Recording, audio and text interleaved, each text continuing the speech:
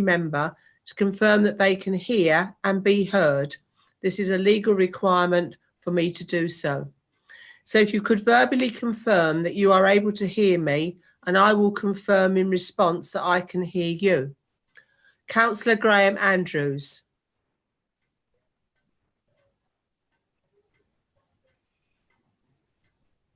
You're muted.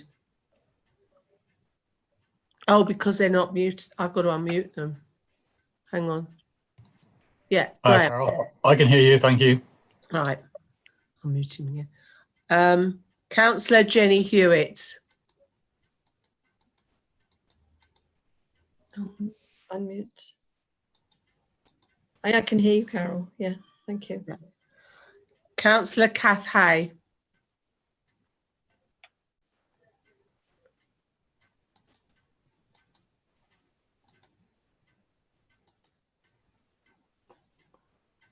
I can't unmute. Yeah, I can hear you, Carol. Thank you. Okay. Councillor Philip Howells. Yes, I can hear you fine. Councillor Mike Jones. I can hear you fine, Councillor Ganley. Councillor Diana Toynbee. Yes, thank you. I can hear you. Moving on to our education co-optees. Mr. Burbidge.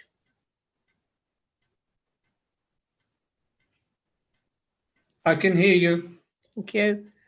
Mr. James. Yes, I can hear you, Carol. And I believe we've also got here today Councillor Hitchener, Leader of the Council. Yes, I can hear you. Thank you. We haven't got Councillor Harvey. I'd also like to request that members and officers in attendance also confirm they can hear and can be heard. Councillor Norman, Cabinet Member, Children and Families.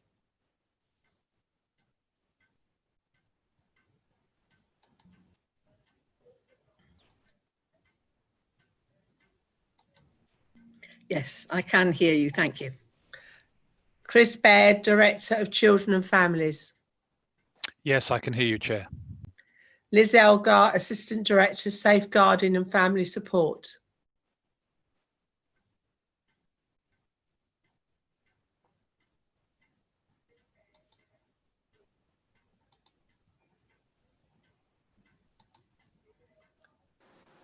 I can Liz, hear you. thank Yes.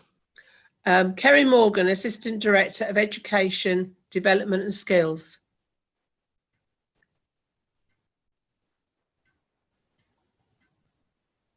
Yes, I can hear you, Chair. Thank you. Kate Charlton, Head of Legal Services. Yes, I can hear you, Chair. Thank you. Alison Naylor, Head of Learning and Education.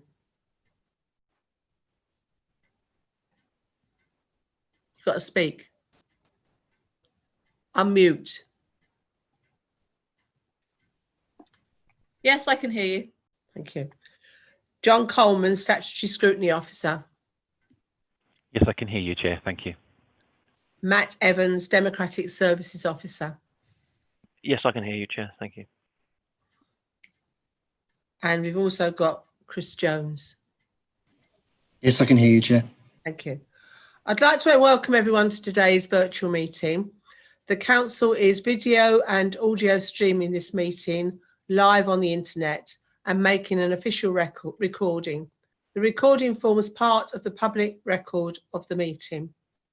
Please note that it is a legal requirement that every member attending virtual meetings is able to hear and, where practicable, see and be heard, and where practicable, be seen by the other members in attendance and the public watching. So I ask that you please have your audio switched on, and where you are able to do so, you also have your video enabled. Can I also remind members to ensure that where available, you use your headsets while listening or speaking during the meeting. This will ensure that the audio feed is of the highest possible quality and background noise is significantly reduced. Virtual meetings are new to many of us, and there are some additional points for members of the committee and officers to be aware of.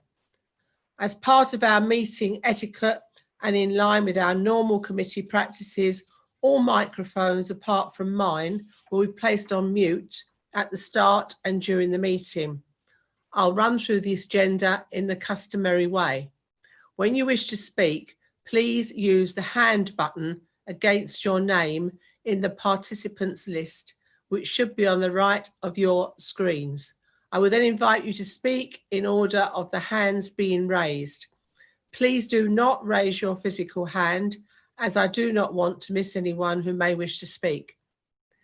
Please ensure that all mobile devices are switched off to prevent interference with the audio and video system. Okay. Item 1 on the agenda is apologies for absence. Do we have any apologies, Matt?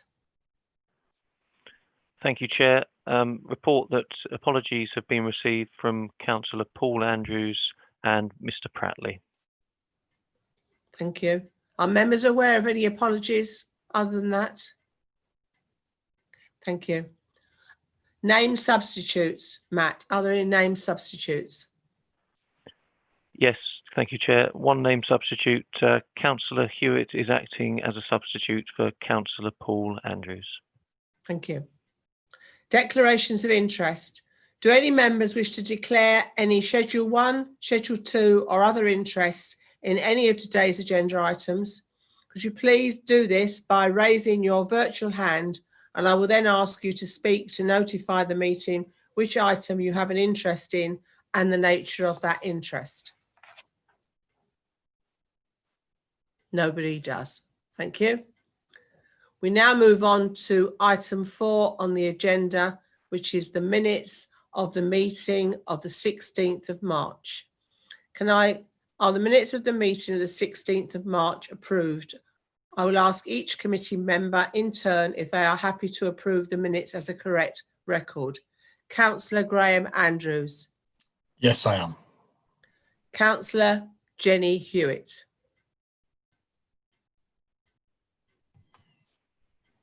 Yes, I am.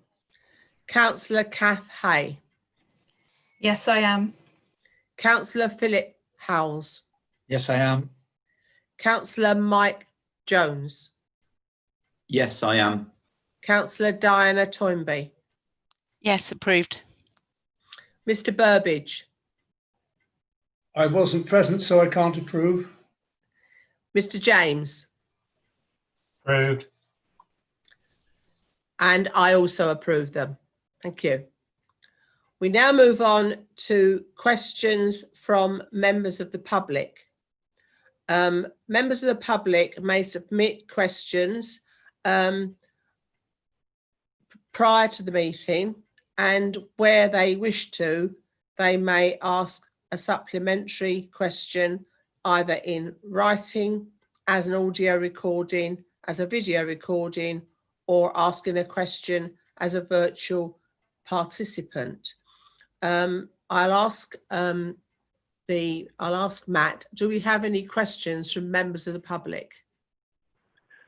We have received one question from a member of the public who wishes to remain anonymous.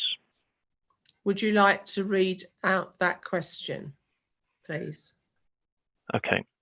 The question is, while I was a student at a school in Herefordshire, I was the subject of the most serious form of peer-on-peer sexual abuse. I reported the incident to the police at the time. However, my school expected me to return to classes with my abuser. This was wrong. I wanted lessons to be learnt so that no other child should have to face their abuser in school. My parents raised these concerns on my behalf with the council. In April 2017, the council commissioned and funded an investigation into the handling of my case, which produced a report containing clear recommendations about shielding a victim from their abuser and a pro forma risk assessment to help schools keep victims safe. The recommendations, if implemented, would have prevented other children being put back into school with their abusers. But the council didn't share the recommendations or risk assessments with scrutiny or schools, and has just produced a report which fails to mention the clear guidance received in April 2017. Why? Thank you. Could you now read the response from the appropriate officer, please? The response is as I'm about to read out.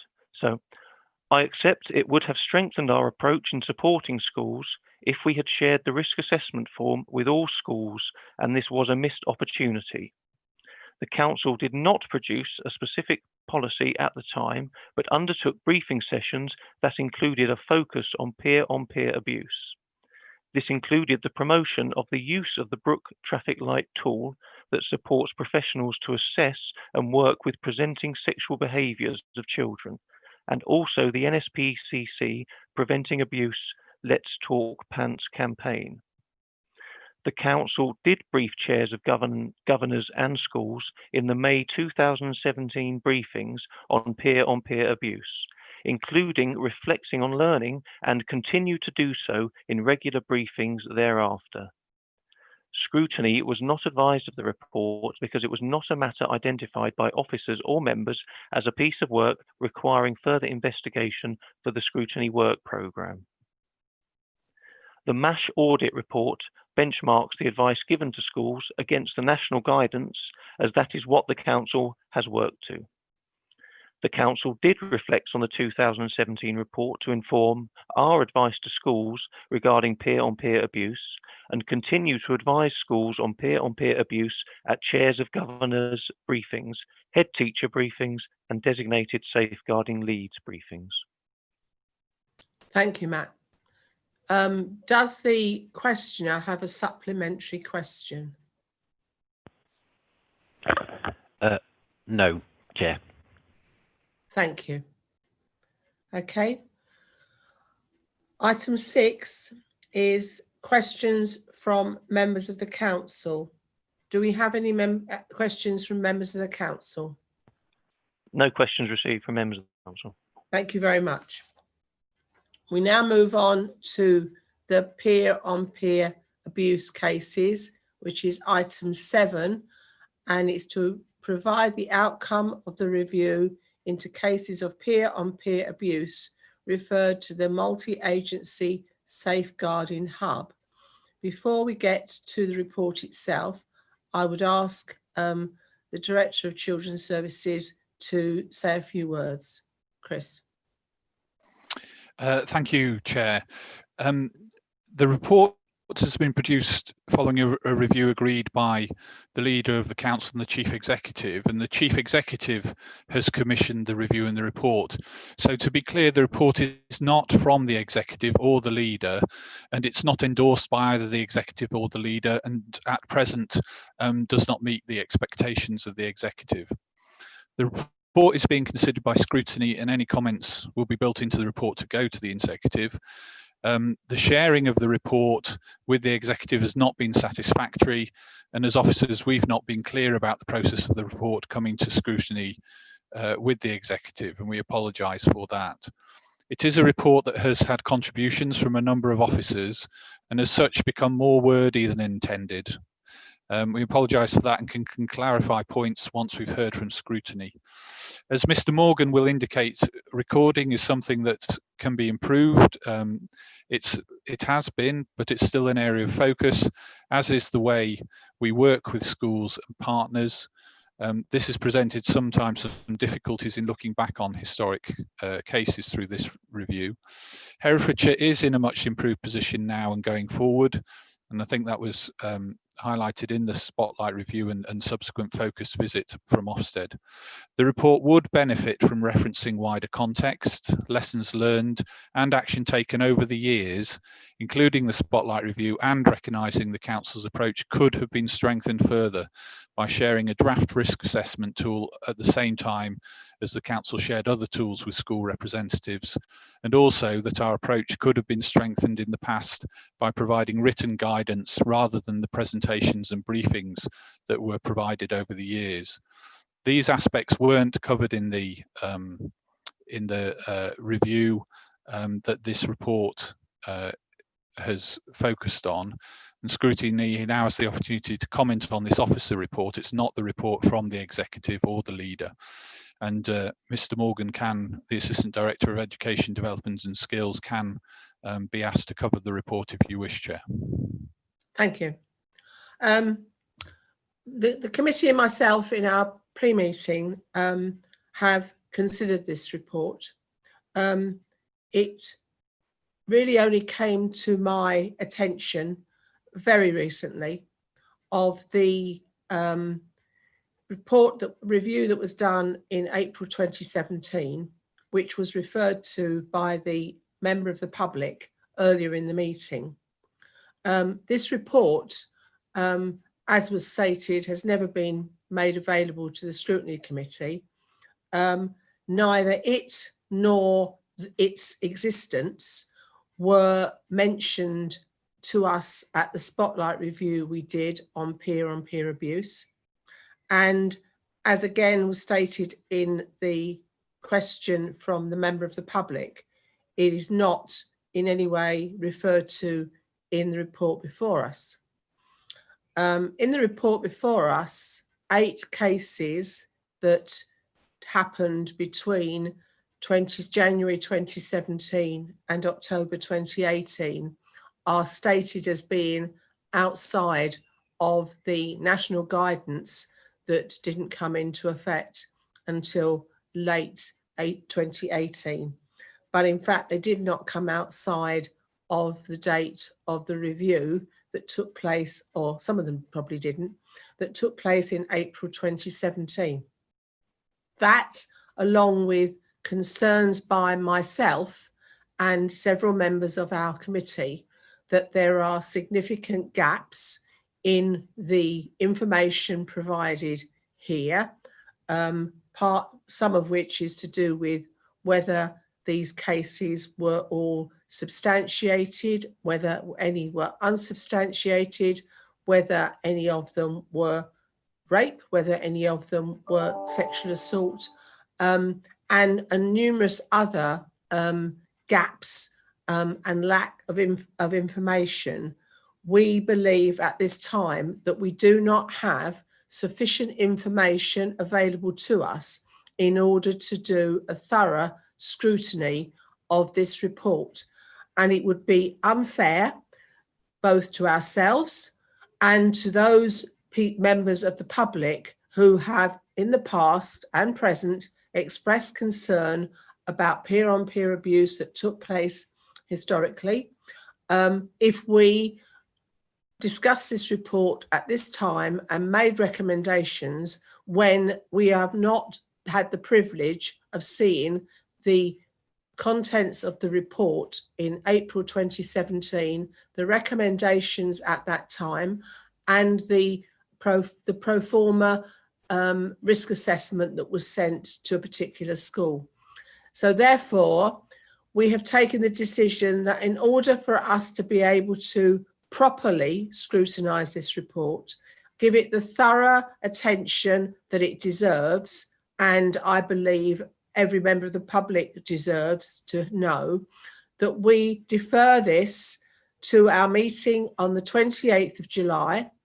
And at that meeting, we would wish to have a copy of the review that took place in April 27, albeit without the name of the school and anything else that will identify or potentially identify the potential victim, plus the recommendations that came from that report, plus a copy of the pro forma risk assessment. And in the meantime, in a fairly short time scale, members of our committee will forward to Matt comments on gaps and other issues with regard to the present report, so that when the report comes back to us on the 28th of July, we hope to be in possession of all the facts regarding cases of historic peer-on-peer abuse. Does anybody else want to make a comment? Right, so that is our recommendation, that this be referred to the meeting on the 28th of July. And at that meeting, we would require copies of the review that took place in April 2017. We would require the recommendations from that meeting, a copy of the template for the risk assessment, and in the majority of cases regarding members of the committee, included in that report answers to some of the questions that they have and some of the gaps filled in. Do I have a seconder to that proposal? Yes, I'll second. Can I now go around the room? Oh, does any officer wish to make a comment on what I have said? Does the portfolio holder, Councillor Norman, wish to comment?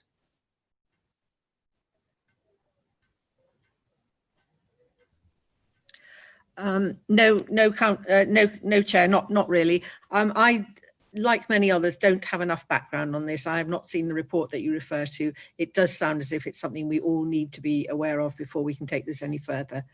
Thank you. Chris, did you want to say something? No comments from me. Oh, no, I thought Chair. I saw a hand. All right, okay. Right, I will now, if everybody's happy with that, those recommendations, I will now go around the room in order to make sure that I get a good agreement from everybody. Councillor Graham Andrews. I agree. Councillor Jenny Hewitt. I agree. Councillor Kath Hay. I agree. Councillor Philip Howells. I agree. Councillor Mike Jones. I agree. Councillor Diana Toynbee. I agree. Mr. Burbidge. I agree. Mr. James. I agree. And as chairperson, I agree. Thank you. Right, we move on then to item 8, which is the review of performance and progress against the Safeguarding and Family Support Improvement Plan 2019-2020.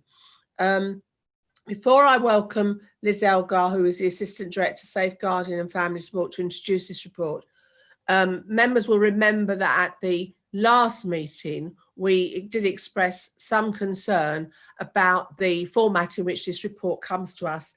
It is very wordy. It is full of diagrams and graphs, etc. And as this is a document which is in the public domain, we felt that it was probably very difficult for members of the public to be able to understand without some background knowledge. We did ask at that time whether, as a lot of this report goes to the Children's Performance Challenge meetings, whether members of the Children's Scrutiny Committee could be invited to attend the Performance Challenge meetings, and that from those meetings there could be some bullet points that we could pursue as a Scrutiny Committee, recognising that the reports would probably still need to be published, but that we would not have to go through the reports in the format as they are, and we could just deal with the bullet points, because by the time the report comes to scrutiny, it is very much out of date. I think at the moment, I understand at the moment with the COVID-19 situation that it would be difficult to ask officers at present to change the format, which would involve extra work. But I certainly would wish them to give real consideration to members of the Children's Scrutiny Committee being allowed to attend the Children's Performance Challenge meetings, because from my point of view, if scrutiny, children's scrutiny can't make challenge performance, then who can? Anyway, we now move on to the presentation, and as I say, I welcome Liz Elgar. Thank you.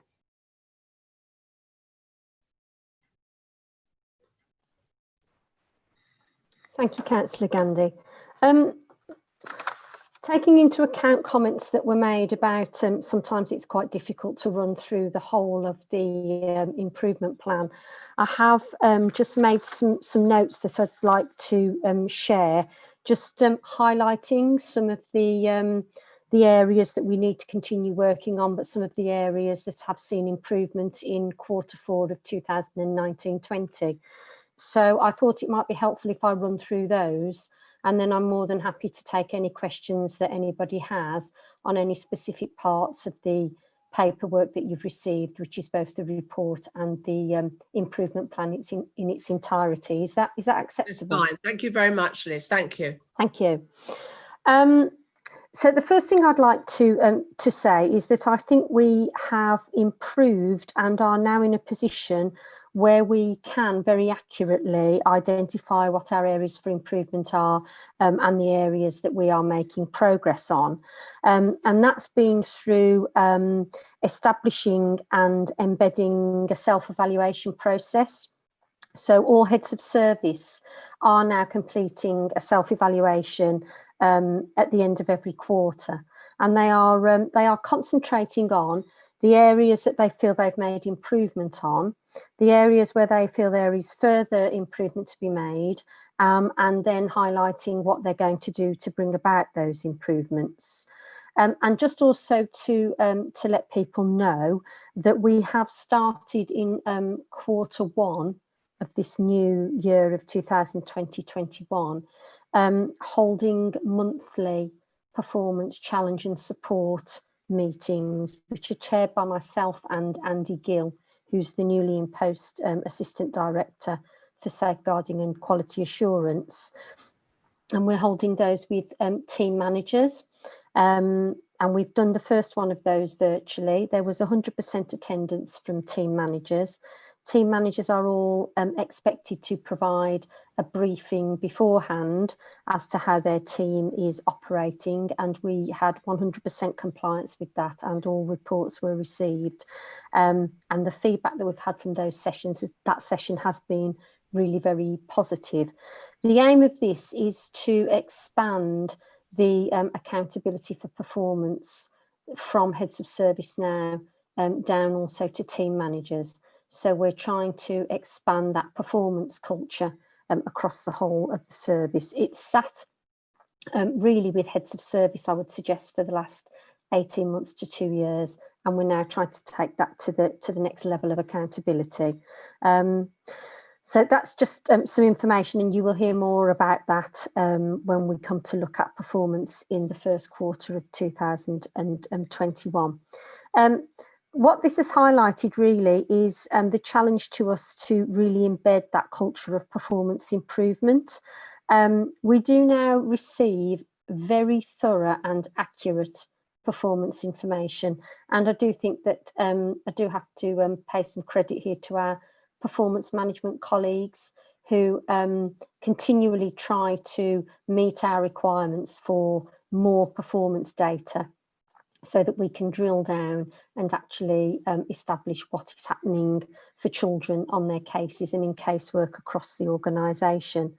The challenge now is that we have to embed that performance culture and that culture of driving for continuous improvement. And I'm hopeful that in showing you some of the data from Q4, you'll see that that is starting to have some effect.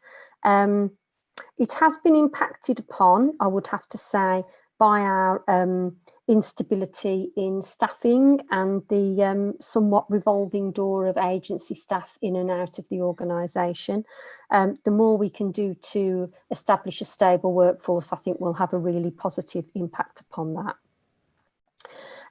What I would like to draw attention to is a figure that people will have seen in the information, and that is the ability for the multi-agency safeguarding hub, the MASH, to respond to all contacts in 24 hours.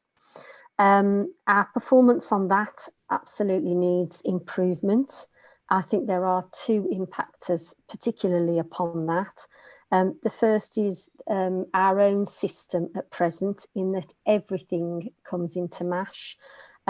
So we are working at the moment on establishing an early help hub, which will allow contacts coming into the organisation that do not require a level 4 response to go directly to early help. That will create more capacity within the MASH for them to deal with the serious level 4 contacts which are received. The other area that we do need to continue to work on are the amount of contacts that we receive from the police, and that's a piece of work that is ongoing. Just to feed back to people, however, the police are now identifying the level of need in the contacts that they refer to us. Once we have the early help hub established, the work that they send to us, which isn't level 4, can then progress through immediately to the early help hub. So I think that will have great benefit on allowing the MASH to deal with the significant harm contacts they receive in the 24 hours. And we have managed to divert some funding from the family support service, which will go into the early help service, so that they can have additional capacity to form that early help hub, which will sit alongside our multi-agency safeguarding hub. Excuse me. To make mention of our child protection numbers, which are decreasing, you will see from the improvement plan that we have managed to reconfigure our family support service, and we now have 9 family support workers who were established within the child protection and court service. We have moved them to operate alongside the assessment social work teams. The reasoning behind that is so that family support can be offered to families at an earlier point in the child's journey within children's social care. So we would expect that that would mean there would be a drop in children on CP plans. We've also taken into account feedback from both Essex and Ofsted, both of whom commented they felt that we were working with families at too high a level of intervention too soon, and weren't allowing families an opportunity to receive intervention on a child in need basis, which they will now be able to do due to the reconfiguration of the family support service. But to assure everybody, we are undertaking work to drill down into why child protection numbers are dropping. Barbara Langstaff, who is our head of service of safeguarding and review, is working on a piece of audit work to further look into that alongside our assistant director Andy Gill. That report should be completed either the end of June or early July, taking into account people do have some leave booked in June. So that's just an assurance that we are continuing to look into that and establish and assure ourselves, and in assuring ourselves, assuring yourselves that there aren't children being left at risk of significant harm. And I'm more than happy to feedback on the outcome of that audit work when it's finished to the appropriate meeting. Our looked after numbers, you will see there was a slight reduction in looked after numbers in Q4 of 2019-20. The ECHO service, which is the Edge of Care and Home service, so working with families where there is either a risk that a child may come into care, and then working with children and families to enable children to exit care and return to their families where it is safe to do so, is now operational. So we will start to see work moving to the Edge of Care service, and we would hope that that will impact on a reduction in the numbers of looked after children. I meet monthly with the head of service for looked after children, Jill Cox, to review performance against the looked after children reduction strategy. How we report on that is now slightly different. People who have seen those reports will see that we now speak about the different cohorts of children who are in the looked after system and report on performance against each of those cohorts, rather than reporting on all the children who are looked after, as a number of them are in very different positions in their journey within the care system. We are seeing some movement on completing assessments and submitting applications with our legal services for carers to apply for special guardianship orders. And also we're seeing some movement with rescinding care orders for children who, albeit they are in care, they do live at home with their parents. We won't know, I would say we won't know until we have more figures from Q1 as to whether the impact of COVID-19 is going to adversely affect our performance there, in that all of these applications, both the special guardianship order and for the rescinding of care orders, has to be placed before the courts. And as you can imagine, court time is restricted at the moment as the courts have been closed. We have done a lot of work with the court service, and where possible and where there is agreement, some hearings are being held virtually. But as you can imagine, where people aren't in agreement and there has to be a process whereby people give evidence, that's rather difficult to do virtually. But we are, I'm having weekly keeping in touch meetings with our heads of legal services, and they are in turn keeping good communication open with the courts. So we will try and anticipate if we start to see delay in getting cases before courts. I'd like to mention, if I may, our audit approach now. As you'd see from the report, that's now been established for almost 12 months. So that was implemented in July of last year.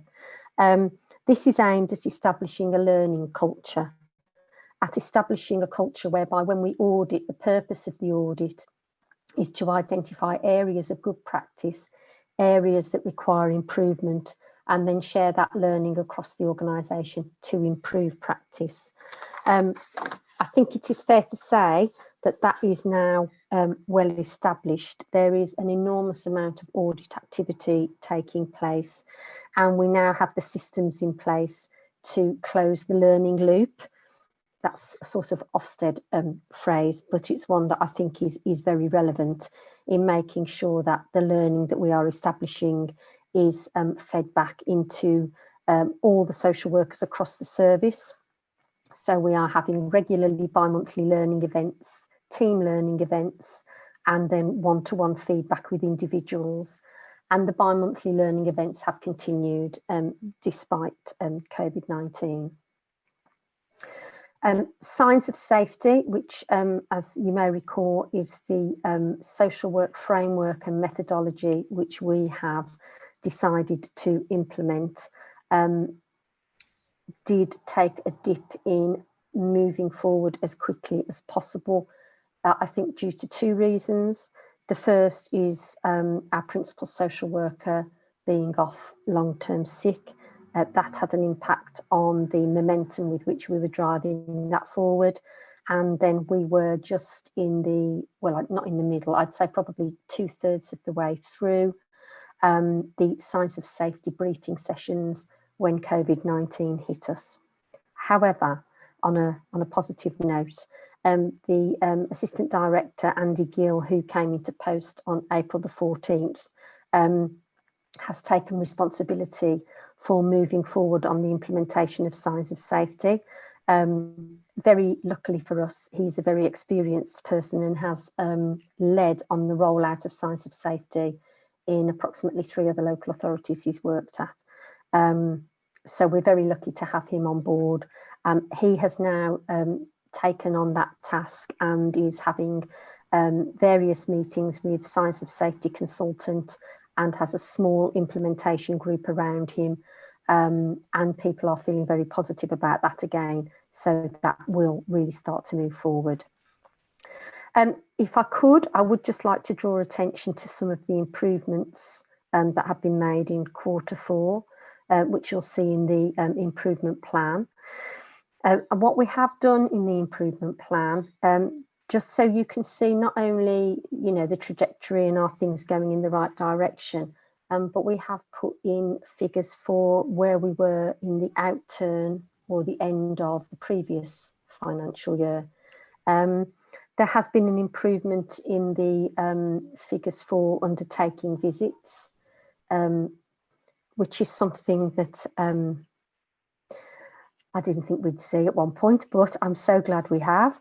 That is taken time to embed the importance of that and the rigour that we've had in addressing that. And a lot of that has been down to relentless pursuance of making sure children are visited by heads of service, but also, again, I would need to mention the excellent performance information we receive. Teams are now receiving information on a daily basis as to what visits are due. That is the rigour with which we've now got the assessment information, the performance information, to allow us to drill down into those areas of the service. The supervision figures have improved and the assessments in timescales figures have improved. We are starting to see increased stability in some areas in recruitment and staffing, but that does continue to be a challenge, but it is something that we continue to work on.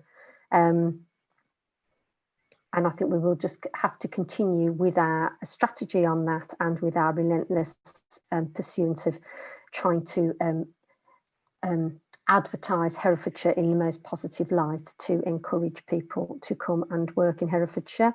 But we still also are pursuing our Grow Your Own policy. We are still taking newly qualified social workers on, and the apprenticeship scheme is also underway. And we do have some students joining us, which is also extremely positive. An area that we do need to look at is our Section 47 investigations being conducted in timescales. We have made improvement on that if we look at where it was this time last year, but I am very well aware that that's an area that needs continued focus. And just to update people, we have moved, as I've mentioned previously, we have reconfigured the family support service. So that's now split across court and child protection and the assessment service. We have established the third assessment team, and we've recruited a substantive team manager to manage that third assessment team, which is extremely beneficial for us. And this is an experienced team manager, so we're very pleased about that. We are making progress in the quality of our work in pre-proceedings. We are making sure that we are front-loading those pieces of work. So if we do issue care proceedings, we are still managing to conclude those care proceedings in good time, which is very good for the children concerned. It also enables us to maintain a good working relationship with our colleagues in the court services. We are in the midst of advertising for a second case progression officer. We are hopeful to fill that post. That will enable us to have an additional pair of eyes on making sure that cases move through smoothly, that there is no drift and delay, and that all the work that is required prior to putting a case before the court is completed. That's my overview of the points I wanted to bring to your attention, but I'm more than happy to take questions if people have them. John. Thank you, Councillor Gandhi. We seem to have lost Councillor Hewitt, so I wonder if we may just take a very momentary pause while we try and get her back into the meeting. Okay.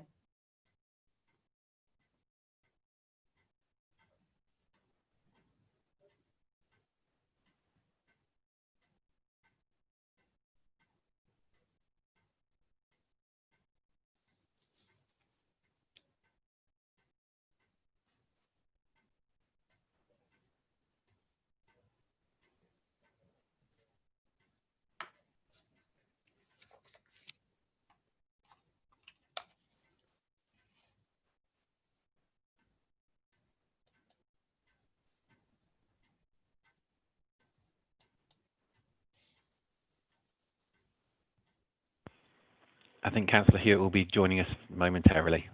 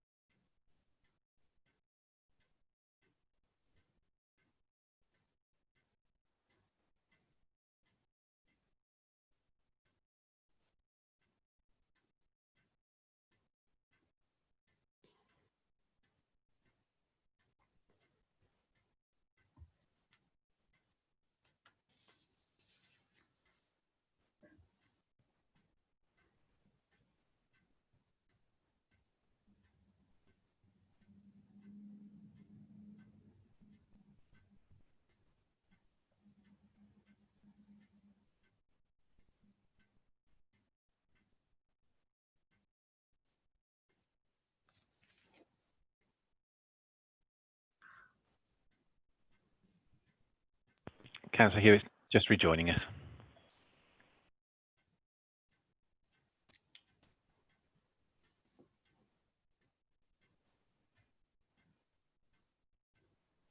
Hi, Jenny.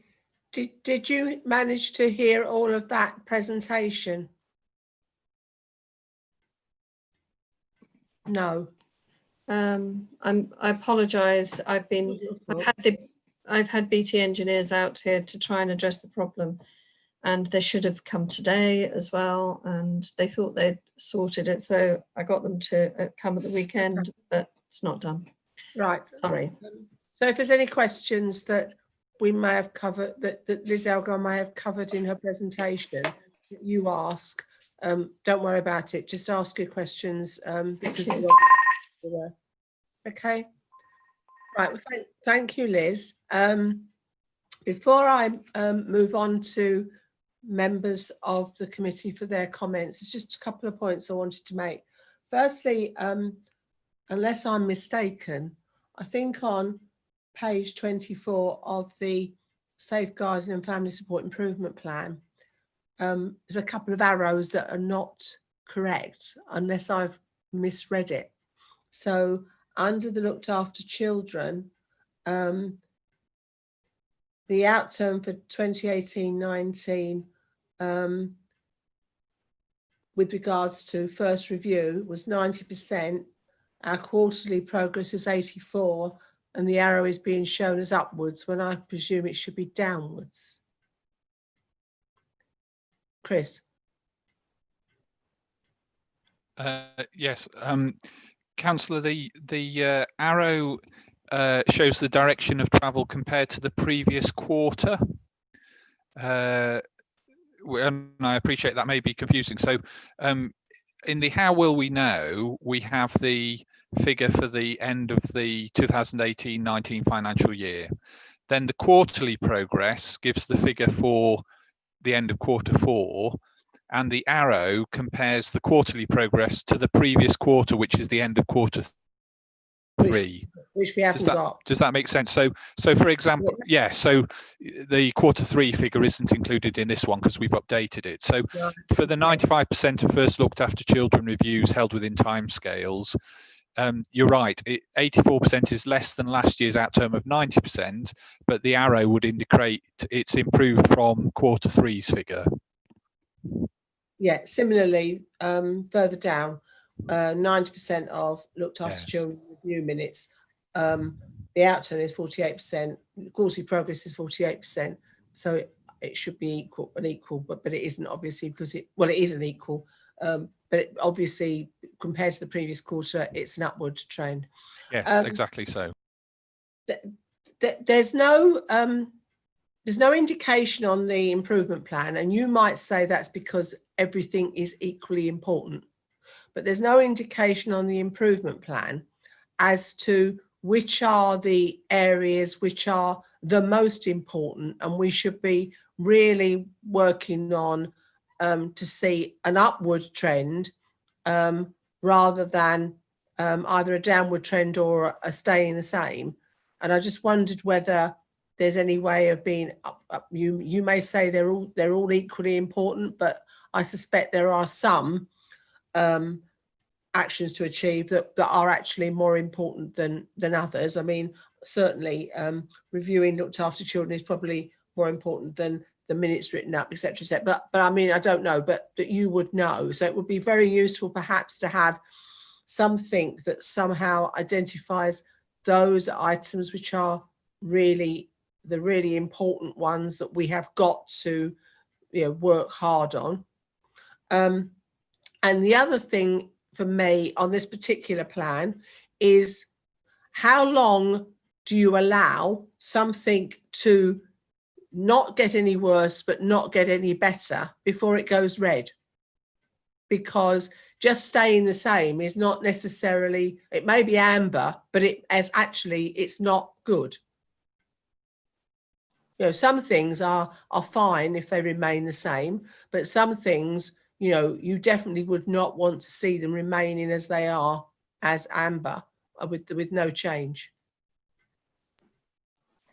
Yeah, I can see my colleague Ms. Elgar is going to come in as well. But just to say, yeah, no, we recognise that as well, Chair. And for the improvement plan going forward, Liz Elgar is working with Andy Gill and colleagues to put in place smarter actions and timescales on this, so people can be clear about that, and also be clear about, just as you say, the kind of the priority areas in amongst the more general, yes, we want to improve these things. Liz, do you want to add to that or say any more? Yes, I just wanted to, if I could, make a comment about reviews, and it's important the reviews take place. We have been caught in the past with there not being a clear record of decisions made at reviews. I wouldn't want to, if I could say, I wouldn't want to put out a message or encourage that the review is the most important and the minutes aren't quite as important, because I know you weren't saying that, but with the external scrutiny that we have from Ofsted, and also so that families can be very clear of decisions that have been made, and partners as well, and young people, because a lot of the looked after reviews are concerning young people who take part in the reviews. I think it is very difficult to differentiate between what's the most important, and absolutely there need to be conversations about planning for children and how to take those plans forward, but so that everybody is clear and there can be no confusion, and so we can hold to account at the next review that things are conducted appropriately for children. We do need to get the minutes done and out, and I think it's actually a statutory requirement that we get them out in that time. But it is very difficult to talk about one thing being more important than another, and especially I think with children that we work with all being in different parts of the service. So for instance, having a pathway plan for a 17-year-old who is open to the 16+ team will be the most important thing for that particular young person. For a child who is currently at risk of significant harm, having the Section 47 investigation completed within timescales for that child is the most important thing. It's really difficult to apportion what's more important than something else. And I think we all sort of struggle a little bit with that, because then we can end up with a plan that's some might say too long, but it's difficult to decide what comes out. But Andy and I will be working on producing a new format for 2020-21, and if we can think in some way of prioritising and perhaps identifying some non-negotiables, we can definitely take that into account. Thank you. The other point was I just wanted to make briefly was regarding the self-assessments that are done. It's difficult when I read them. I've compared them with the ones previously, and I've obviously looked at the scoring as well, which is obviously very subjective. I just wonder how subjective it is, and whether anything is done to sort of audit that, to say, because some are obviously quite high and some are low, but are we comparing apples with apples? But also I just find it quite difficult when I see a head service who last time perhaps scored their service at say 5, and this time is scoring them at 6.5, and when I read the two narratives, they don't look very different, and I can't work out what they've done that makes them think it's actually that much better than it was last time.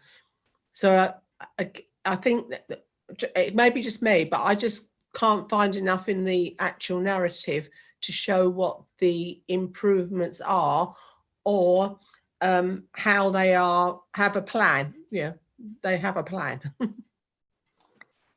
Yes, so the teams now receive a monthly individual team scorecard, so they can see month on month where their performance is at, and the self-evaluations are completed on a quarterly basis.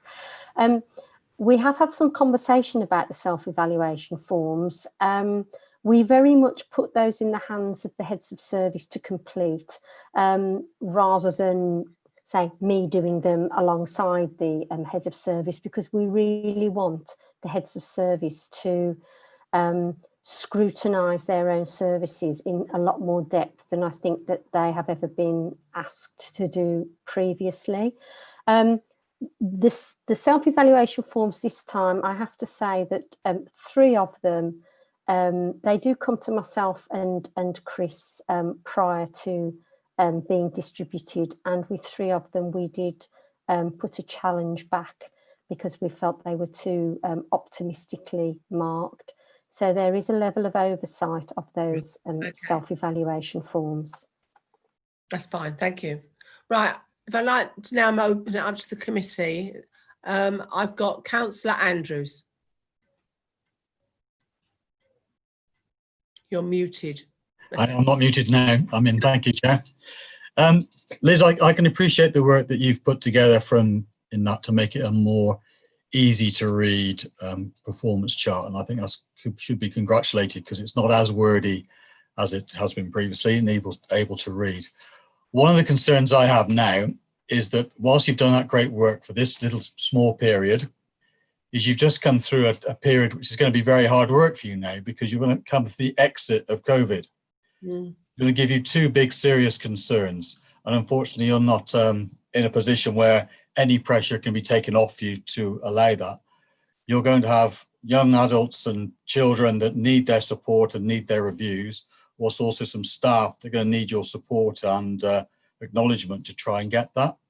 How are we going to see a sustained performance of your improvements coming through the May figures and the June figures now? Because that concerns me, that you've done some great work. I can see that everything's looking more positive and it feels more positive from what you're saying. I'm just concerned that you could lose it in the next 6 weeks, where everybody returns to work, everybody returns to the collective new normal, and we drop in performance, and then we go back to where we were maybe 6 months ago, which will be a huge shame and disappointment, because I think you're building something new. I think we indicated that. No, I'm going to start again. Okay, when we knew that COVID was coming, I think we were quite proactive, and we established, before we went into lockdown, the mechanisms by which we would be able to keep meetings going, such as child protection conferences, reviews, core group meetings, strategy meetings, through extending the WebEx licenses. So the majority of meetings for children have continued during this period, and that's been with parents taking part virtually from their telephones. So that's one thing that we have kept going. We know we've kept visits going, and we did take a decision not to move to all virtual visits. So we have maintained some visits to children who are on child protection and child in need plans, and have the public health guidance there on the utilisation of PPE to enable those visits. We can report on how many visits have been virtual and how many have been face-to-face. We built that into our reporting mechanism, and we're receiving daily information on visits due and visits overdue, and weekly information on the percentage of visits carried out. So I think from a performance overview, we have kept a pretty tight grip on that. We are now starting to have conversations and conversations with partners about making sure that we have the appropriate resource in MASH when children return to schools, in anticipation of more contacts coming into MASH, as children may start to disclose or talk about things that have happened to them at home during lockdown. And we've also established a domestic abuse strategic group that has been meeting fortnightly, also thinking through and preparing for what might happen with a predicted increase in domestic abuse referrals, although to date we haven't seen that. Whether that will come now after lockdown, we'll have to wait and see. Two other things that we've done is we were very proactive, I would suggest, in having conversations with schools. We've had heads of service have had a conversation with the school for every child who is of school age, who is either on a child protection or a child in need plan, to have a conversation with the school about, is the child going to school, and if not, who's in touch and who's keeping in touch. And then for children who are under school age and are have an allocated health visitor, there's also been some combined work done with Head of Health Visiting Sarah Powell to have conversations on a multi-agency basis as to who's seeing that child. Is the health visitor seeing them? Are they being seen at the clinic? Is the health visitor doing a home visit? So there has been a lot of work to try and maintain contact with children, so that we wouldn't be faced with a situation when it came to an end of not having maintained that contact and suddenly there's an influx of concerns. I would say we do have a very well-motivated workforce. I would suggest that in a couple of areas of the service that the morale is probably better than I think it's been for some time. And I'm holding Keeping in Touch Week meetings twice weekly. We did have them every day, then we went down to 3 times a week, and now down to 2 times a week. But as lockdown starts to unfurl, we may step those up again. And we've put into place a raft of policy and procedure during this period to make sure that we can keep a grip on things, and we'll now be at the point where we review all those policies and procedures to see whether we need to alter those as the environment around us alters. I absolutely agree. I need to do absolutely everything to make sure we don't slip backwards, but I mean, I do have the support of the heads of service who would also be extremely disappointed if that were to happen. So we actually are doing everything we can to preempt the issues that we might face and try and come up with strategies to make sure we don't have a poor outcome, you know, when lockdown starts to be lifted. Okay, Councillor Andrews. Yep, Councillor Hay. Okay. Thank you, Liz. Thank you for such a comprehensive report, and obviously all the additional information you've given us today, because that really does give us a fantastic picture of what's going on. And it sounds like obviously the appointment of Andy Gill has been a very positive thing, and obviously so that's all very good news. But from my point of view, it's a concern to me that there's obviously still a real problem with recruitment and retention of social workers. And obviously with early years, which again, obviously brilliant strides being made in early years interventions, and touching on the COVID situation, I think there are going to be lots of families who are going to be facing challenges with hardship and deprivation over the coming months. And so with the sort of gaps in you know, social workers, whether it's time to consider whether we can, I mean, it's handy to have the leader of the council here to hear this as well, as an idea to resource, maybe start resourcing third sector organisations who are working out in the communities with families, so that they are able to sort of work alongside existing work that's going on to support that, and what your thoughts were on that, really. I'm more versed with the social care world than the third sector, I have to say. And if it were a suggestion to commission more services to work with families, of course I wouldn't be averse to that. But what I would say is that we have built quite a strong early help family support team now. There has been quite a considerable amount of additional resource put into that.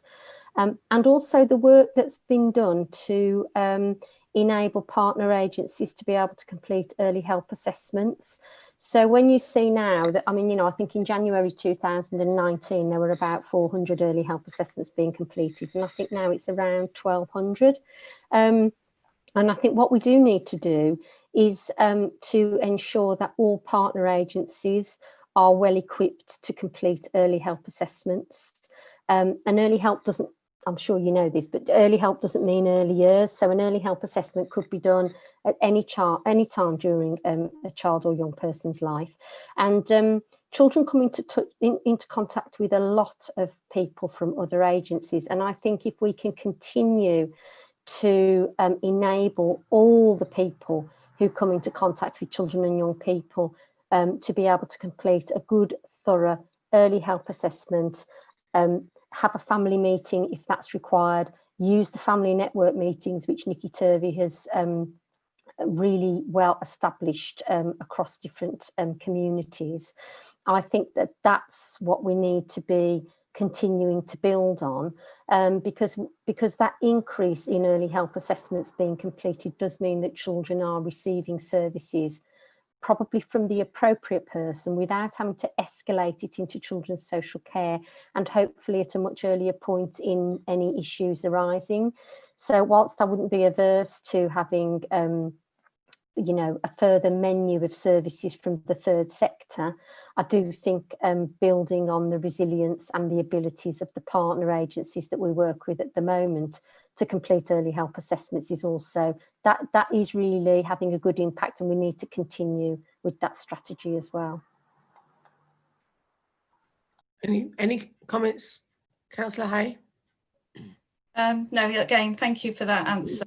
I don't know whether Councillor Hitchener would like to just comment on the idea of whether you would welcome commissioning of services that would obviously support the work that's been done is obviously the right direction, and how we can enhance that, because I know there are organisations that are working on the streets and have all that knowledge and understanding and contact with families, and whether the council can support that in some way. Would you like me to comment? Briefly. Yeah. I think it's an interesting thought. I would have to say with the coronavirus, the reaction of the voluntary organisations has been absolutely fantastic. And I think we've built up some really strong relationships in that period, which is great. I think if it's something that that the Assistant Director and Chris also thought was appropriate, they might let me know. I think they've probably got quite a lot on their plate at the moment, and they might feel it's better to try to get our own ship in order before looking out to other opportunities outside. But perhaps they'd like to make a recommendation or comment even on what I've just said. Chris, I think you just put your hand up. Chris. Yes, if that's okay, Chair. The other thing I would, yes, I think, I mean, the leader's right. And as Liz Elgar has been saying, we have been focusing a lot of attention on our own services and response alongside the development of early help. I'd call our focus on the kind of just below social care, if you will, and rather than necessarily within the more universal. But as my colleague Liz Elgar has said, out of about 1,200 early help assessments now, the council leads on, let's say, about 350. So the others are being led by schools, health visitors and other staff. And actually during the pandemic, we have, through the Herefordshire Safeguarding Partnership, issued some guidance on how partners can continue to play that leading role with early help in a more virtual world, which is, you know, very challenging. And as Liz has said, we have made arrangements to continue visiting for cases open to social care where that's necessary. But the underlying message for everyone has not been to have visits and, you know, going into homes. So it has been a challenge in terms of how to enable people to continue offer support, but not at that highest level. And there have been some innovative ways of doing that virtually, through telephone contact and sometimes through talking to people over the garden fence almost. But the other part I was going to mention is talk community, that, you know, again, that's played and was playing an increasing role in different parts of the county before the pandemic. And the intention was that that would become much more of an all ages, all community, all family based approach. And I think that's something, Leader, that you know, we wouldn't want to lose in this next, you know, however we move forward. If I don't want to use next phase or anything like that in relation to the pandemic, but I think that bit about building on community strengths, but being clear about what it means for vulnerable children and their families in particular, I think that's an opportunity to be much clearer about that in the county, and have that clear focus on what are the benefits for children and young people. And that provides a different way of doing that. Thank you. And I think the survey that's gone out to all ward members to sort of forward to their community groups about the volunteers that have been operating during this time probably will bring back some very useful information as well. Okay, right. Andy James. Thank you, Chair. And I'd like to echo the councillors' thanks for the comprehensive data. Looking at this data on page 148, we can see we have had a significant increase in looked after children over the last 6 years. The graph shows an increase of 45% over the reported period. And when comparing our numbers with neighbours, we have more than double an Ofsted outstanding peer. When can we expect these figures to turn in a direction more in line with our neighbours?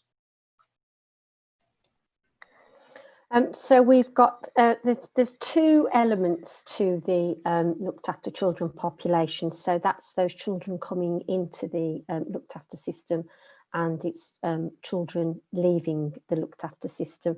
I would suggest there hasn't been a rigorous enough focus on children leaving the looked after system historically. And there has also been some I would suggest risk-averse practice and perhaps a culture of some trepidation, if I could say, in returning children who are in the care system to their families. There is an element of risk involved with that. And yeah, managing risk and holding risk is something social workers do every day, but sometimes it's not the easiest of things to do. And the fear of something going wrong is a very real one for any social worker. If you think about the media backlash that usually occurs if something does go wrong. What I would say is we now have a very clear looked after children reduction strategy. It's reported on monthly.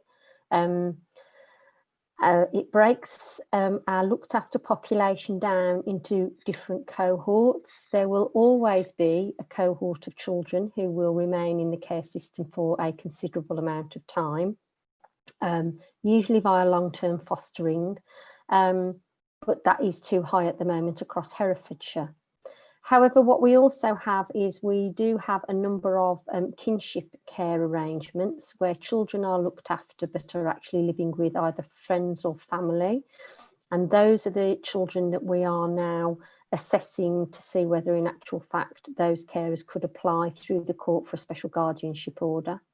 And if they are willing to, because we can't make them, if they wish to remain as foster carers, then that's entirely up to them. But if they are willing to, and it is appropriate for those children for a special guardianship order to be obtained, that's being taken through the court process. We have some children who are living at home, but who are looked after under placement with parent regulations, and we're assessing those children to see whether the care orders can be rescinded. We have a number of children who we are of the opinion could exit the care system by moving back home to live with family. And with the establishment of the Edge of Care service, which we refer to as the ECHO service, we will now be able to allocate workers to support that family to have their child back home. However, when they go back home, it will have to be under placement with parent regulations arrangement to start with, and then we'd have to go before the court to rescind the care order, so it won't happen overnight. The Edge of Care service will also work with families where we have identified, or where we have a family who are saying, I'm going to bring my child to your office and drop them there tomorrow because I've had enough. We haven't had that service before. We have that service now. We have seen a dropping off in young people and children coming into the care system. But one of the other things that I think should help us reduce the numbers of looked after children is our moving into the ACE Regional Adoption Agency.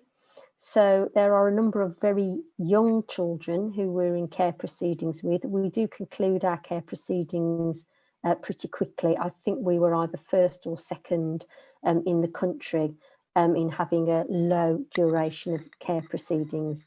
And the ACE Adoption Agency are doing a brilliant job in recruiting prospective adopters. They're also seem to be able to recruit people who are willing to foster to adopt. So they will actually take children at a very young age, in some instances at birth, and they will foster them.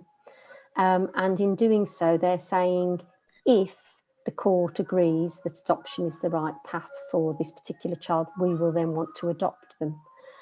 We do have to wait to see whether the situation with COVID-19 impacts upon our ability to exit those children from the care system, because there could be a backlog of applications, you know, that the court are having, that the court can't hear at the moment because they can't open up their courts, or perhaps there were contested care hearings, so they haven't been able to hear them virtually.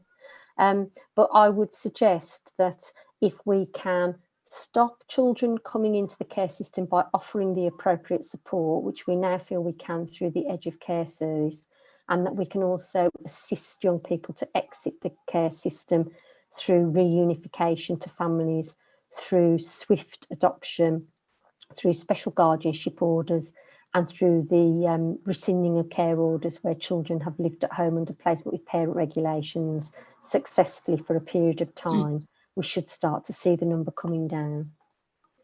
And I just wanted to add that there was some figures that I think Chris sent out, which are a little bit more up to date, which were dated the 4th of, the report was the 4th of May, but I think they, and that shows that the figure has dropped down to 347. It's still very high, but it is in the right direction. I think we've just got to see if we can continue that. Could I just add, it's a really fine balance. So I understand, I think it was in the 2012 or 2014 Ofsted inspection of Herefordshire, there was some criticism that children were being left at home too long in neglectful circumstances. We are making good use now of pre-proceedings. So when a child has been on a child protection plan for some time and there isn't the change being brought about that we would want to see to enable us to be able to withdraw and feel satisfied that that child is now not at risk of significant harm. We are going into what's called pre-proceedings, and that's where we often do some more enhanced form of assessments, such as specialist assessments, psychological assessments, cognitive functioning assessments, in some cases assessments by specialists in the field of sex offending or any type of specialist assessment that's required, and we have found that adopting that approach is also giving us the ability to plan for children and families at a much earlier stage, but in some cases those additional assessments give us a better understanding of what the family's needs are, so we can come out of pre-proceedings and not have to issue and remove children into the care system. So we are seeing some positive impact of that as well. Okay, Mr. James. Yeah. Right, Councillor Toynbee.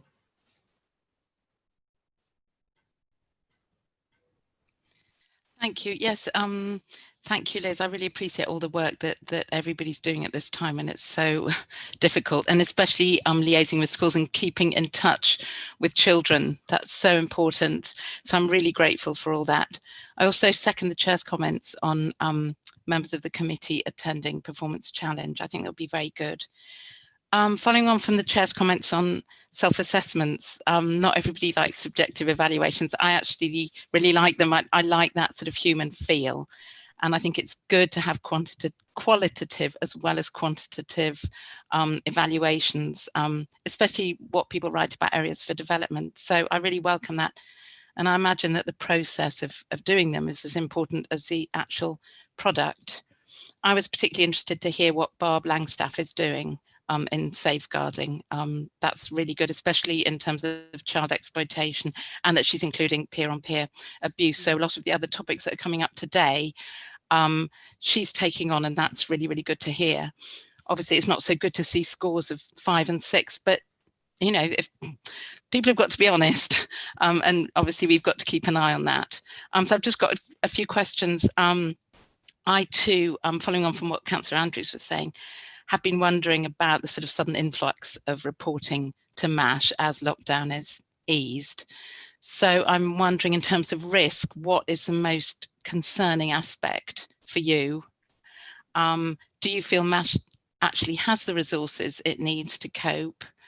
And just one question about domestic abuse. Somewhere in the report, it says domestic abuse notifications are not triaged before arriving in MASH, and this could have left children at risk. Could you just explain a bit what that means? Thank you. So with the domestic abuse not being triaged, that was a comment which led to us establishing the Domestic Abuse Hub. So there is a process now in place where any domestic abuse notification that is received into MASH, if it's a level 4, it just goes straight to MASH for a strategy discussion, usually a strategy discussion. The other police DA notifications are now triaged on a daily basis. And in fact, we have increased that triage to level 1 and 2 cases as well during COVID-19. And that hasn't been without its difficulties, because the additional amount of work to different partner agencies to undertake that, but that's something that's being reviewed through the Safeguarding Partnership.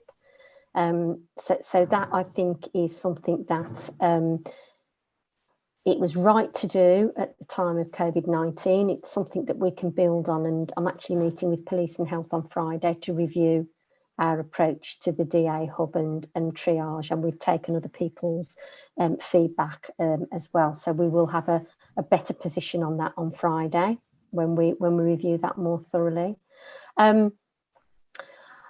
Well, with it slowing down with contacts coming into MASH, we have seen a drop in the number of assessments that are being completed, and what the head of service for MASH has started to do is to skill up some of the social workers in the assessment service who could, if we start to see a huge influx into MASH, move over into MASH to assist there. It's really difficult to judge at the moment whether we will see a huge increase.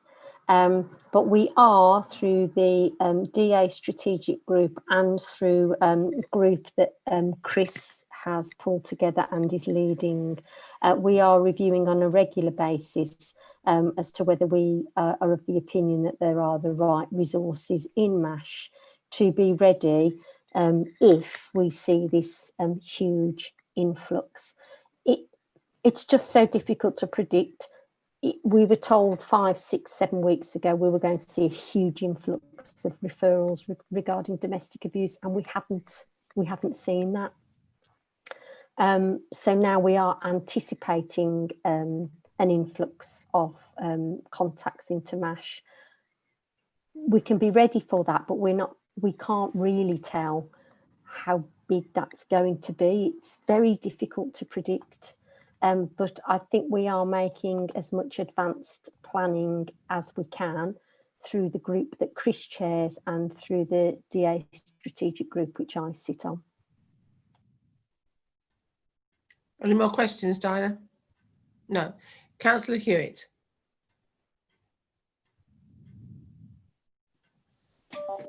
Yeah, so this is to Liz, and forgive me if I'm going over something which I missed when the internet crashed. So I want to go back to page 28 and to refer back to your conversations regarding the numbers of looked after children and the risk aversion. There seems to be, there are two things that I want to say on page 28, is that number one, it's got an arrow going parallel, but it hasn't got anything that we can measure what was going on before against it. So it's about establishing clear transition pathways. And my understanding of young people is such that it's not only about, you know, whether they have care at home, it's about actually also how capable they are of themselves negotiating moving forwards. So establishing those transition pathways, you've acknowledged that it's still to be progressed, but it would seem to be essential. Would you think that it would be essential in reducing our number of looked after children at that end of the journey, so to speak? So that's the question that I want to answer. I don't think it will have any impact on the number of looked after children, because there we're talking about young people who are progressing. It's a transition into them being able to access adult services. They will leave the care system at the age of 18. And a number of those young people we were talking about there aren't looked after. They're the children who are open to the 16+ service. So it might be that they are receiving a support. They might be in supported accommodation. They're not necessarily looked after. I think actually putting a responsibility on children and families to establish the transition pathway for young people into accessing adult services.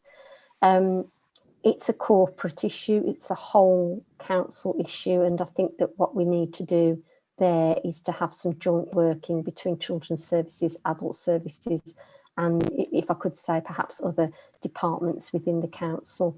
And access to employment is such a huge part of that it's probably something that one particular area of the council can't achieve unilaterally. So there does need very clearly to be a pathway for young people to move from receiving services as a child to services as an adult, and I think that will create young people who can live independently far better, but I don't think it will necessarily impact on the numbers of looked after children. Okay, Councillor Hewitt.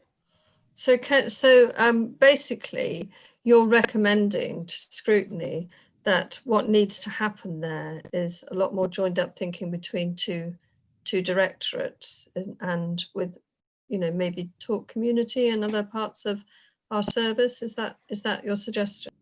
That is, yes. Councillor Hewitt, are you wanting to put that forward as a recommendation? Yes, thank you. I think that could be a good recommendation. Thank you. Anybody else like to say anything? Councillor Norman, would you like to comment on what you've heard so far?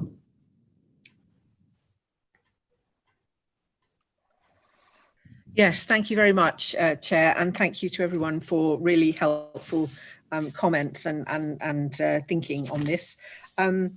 It is encouraging to see some improvements, but clearly a long way to go in many areas as well. I think there are promising steps forward. We now have Andy Gill, as we've heard, and he is proving to be extremely helpful in improving our performance. And as we've heard, he has a wide range of skills which are coming into play, possibly beyond what we originally had in mind. So that's very encouraging. And the reorganising of teams to meet the needs where they are, things of that kind are making a big difference. A lot of the questions that have brought out issues which I think there is, real concern about and already an attempt to address or efforts to address. And that one of them, of course, is the business of transition from childhood to adulthood. And that is something which we are looking at ways of improving on, if you like, and we do need to have a lot more interaction with the adult directorate. So that is something ongoing. Any kind of recommendation to that end would be extremely welcome, as of course the others will. I just wanted to also add briefly that the people attending, councillors attending the challenge meetings, I've really tried to encourage that for quite a long time, actually. So, anyone who has an interest in improving our children's services, in the challenge process that we have, is very welcome to come along. It's something I put forward some time ago. And please, anyone who would like to come to those meetings, please get in touch and we can arrange for you to have a proper invitation. It is for anyone who has a genuine interest and concern in this to be involved is my feeling on this.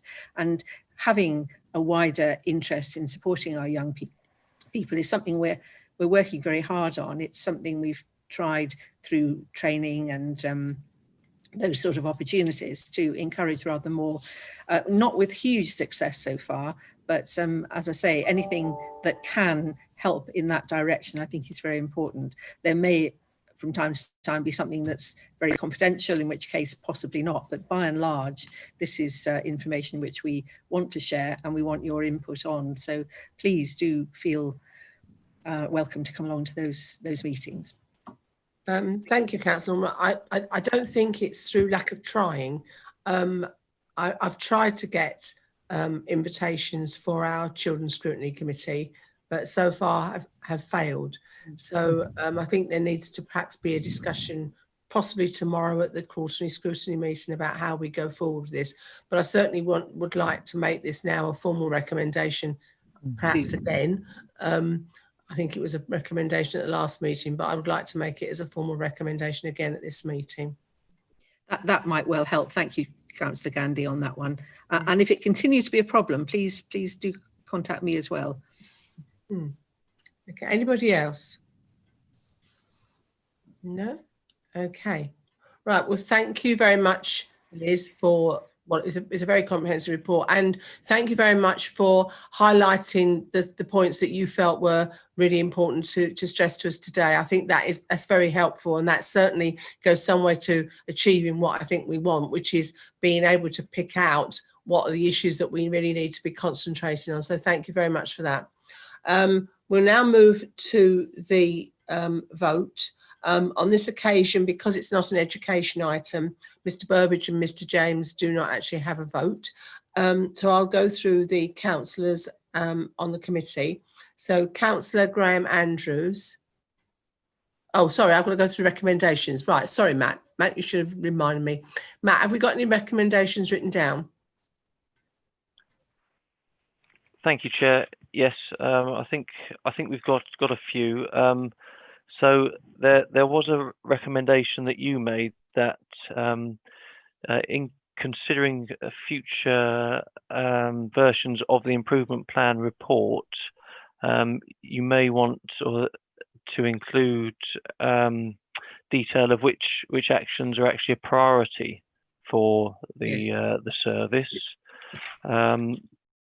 There was also a recommendation proposed by Councillor Hay concerning consideration of how we could resource third sector organisation to support the work that's being undertaken through the improvement plan.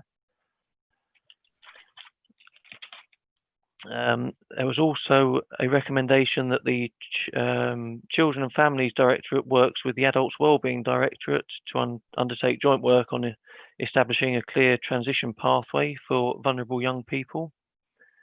And there is the last recommendation you proposed there, that all members of the Children and Young People Scrutiny Committee are invited to the performance challenge sessions. And I think there was also one regarding feedback on the audit work being done on child protection plans, children and child protection plans. Okay. Yes. Does anybody have any comments, any additional recommendations they want to make on that? Do officers have any comments they wish to make? No? Right, we'll go back to where I was before.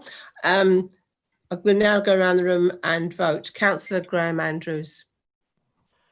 What would you like as the positive response, Carol? Oh, right. Chris Baird says, my laptop has just crashed. I'm rebooting. So I don't know whether he wants to say anything or not. A positive response, if possible, yes. Okay. Back to I have a positive response to those proposals. Councillor Jenny Hewitt. Yes, thank you. I think they're good proposals. Councillor Kath Hay. Yes, I agree with all the proposals. Councillor Philip Howells. I agree with them too. Councillor Mike Jones. I agree with the proposals. And Councillor Diana Toynbee. I agree with all of them except the prioritising, because I think that might be a bit complicated. The prioritising. Yeah, I understand. I think officers can come back. I mean, unfortunately, I don't know what Liz feels about that. Is that? It was the first one. Liz? So yeah, I mean, I think as I expressed, you know, when we were talking about that, it is very difficult to identify something being more important than another. Perhaps would it be acceptable, because Andy Gill and I are going to be working on the improvement plan. Would it be acceptable if we could give some consideration to that and come back to you? Would that be agreeable? Consideration then? Yes, that's fine. Thank you. Okay, Councillor Toynbee? Yes. Okay. And I support this as well. And we've lost we've lost Chris Baird completely, I think. Yes, we have. So that's carried then. Okay. We then move on to item 9, which is the Child Exploitation Task and Finish Group Outcomes and Recommendations. Before I welcome Councillor Toynbee, who was the chair of the Task and Finish Group, can I thank her and all those involved for what is a first-class report. I mean, it really is. It's very, very, very comprehensive and very well done. So thank you very much indeed. Councillor Toynbee.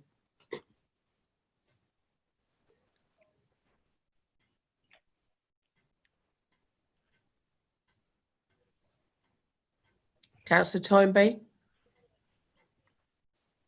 Hand's been going in and out a lot, and I don't know if that's me. You're right now. No.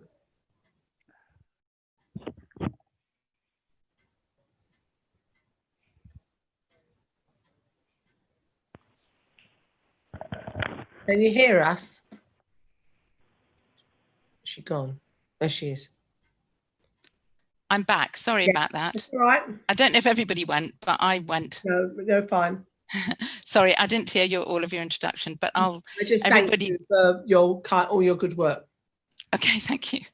Right, everybody's probably getting very thirsty by now. So yeah, I'd like to propose this task and finish report to the committee. As you can see, we covered child criminal exploitation and child sexual exploitation. And our aim was to gather information, increase our understanding, assess how we're tackling it in Herefordshire, how we work with others, and how we can do better. We met 3 times towards the end of last year. The first meeting was to receive background information on child exploitation in Herefordshire and our role as a council, and officers were very helpful with that. The second meeting was a witness session where we gathered a wide range of stakeholders, agencies, partners all together, and my thanks to Matt for organising that. I think we all found the witness session extremely interesting because it was much more than just information gathering. There were presentations, questions and answers, and some very useful discussions. For the agents, Centre, Lucy Belcher from the Children's Society, 2 trainers from the Office of the Police and Crime Commissioner, Robert Thomas from Venture in Hereford, Keith Barham from the Youth Justice Service, Marie Anna from Youth Justice Service, DCI John Roberts, who many of you know from police, and Sarah Dempsey from the CCG. So it was a really good range of people. Can you hear me? My thing's wobbling. Okay. One of the things that we found very interesting was some of the important myth busting. For example, the dangers of victim blaming and the fact that there's no such thing as a child prostitute, as children who've been abused and exploited. We then met as a group for the 3rd and final time to draw up our recommendations to this committee. So please refer to the recommendations. In summary, they are sort of common sense in a way, to raise public awareness, to ensure that we're sharing data properly between partners, to map the current services, because as so often happens with multi-agency work, lines aren't always as clear as they should be. Using licensing as an opportunity for training, for example, taxi drivers, focusing on the safety of children who don't go to school, and on our vulnerable young people when they transition from childhood into adulthood. And that's something that we've already spoken about today. And obviously that includes our care leavers. And another recommendation is organising an annual summit, which would be an opportunity to involve not just Herefordshire Council, but our town councils, our parish councils, who have potential to be eyes and ears on child exploitation. So I think that really has great potential. So I hope you'll support these recommendations, and I'm happy to take questions for clarification. Thank you, Diana. Just a couple of points I wanted to make. You know, I'm happy that the Ovi and Scrutiny look at the Summit for Child Exploitation, but also whether the leader might want to consider it as part of a parish summit as well. The couple of points I just wanted to raise, there's on page 4.5, it talks about the group that worked with parish councils was planned, and as a trial, a member of the exploitation team will attend a parish council meeting. I'm assuming that hasn't happened yet due to lockdown. Has it?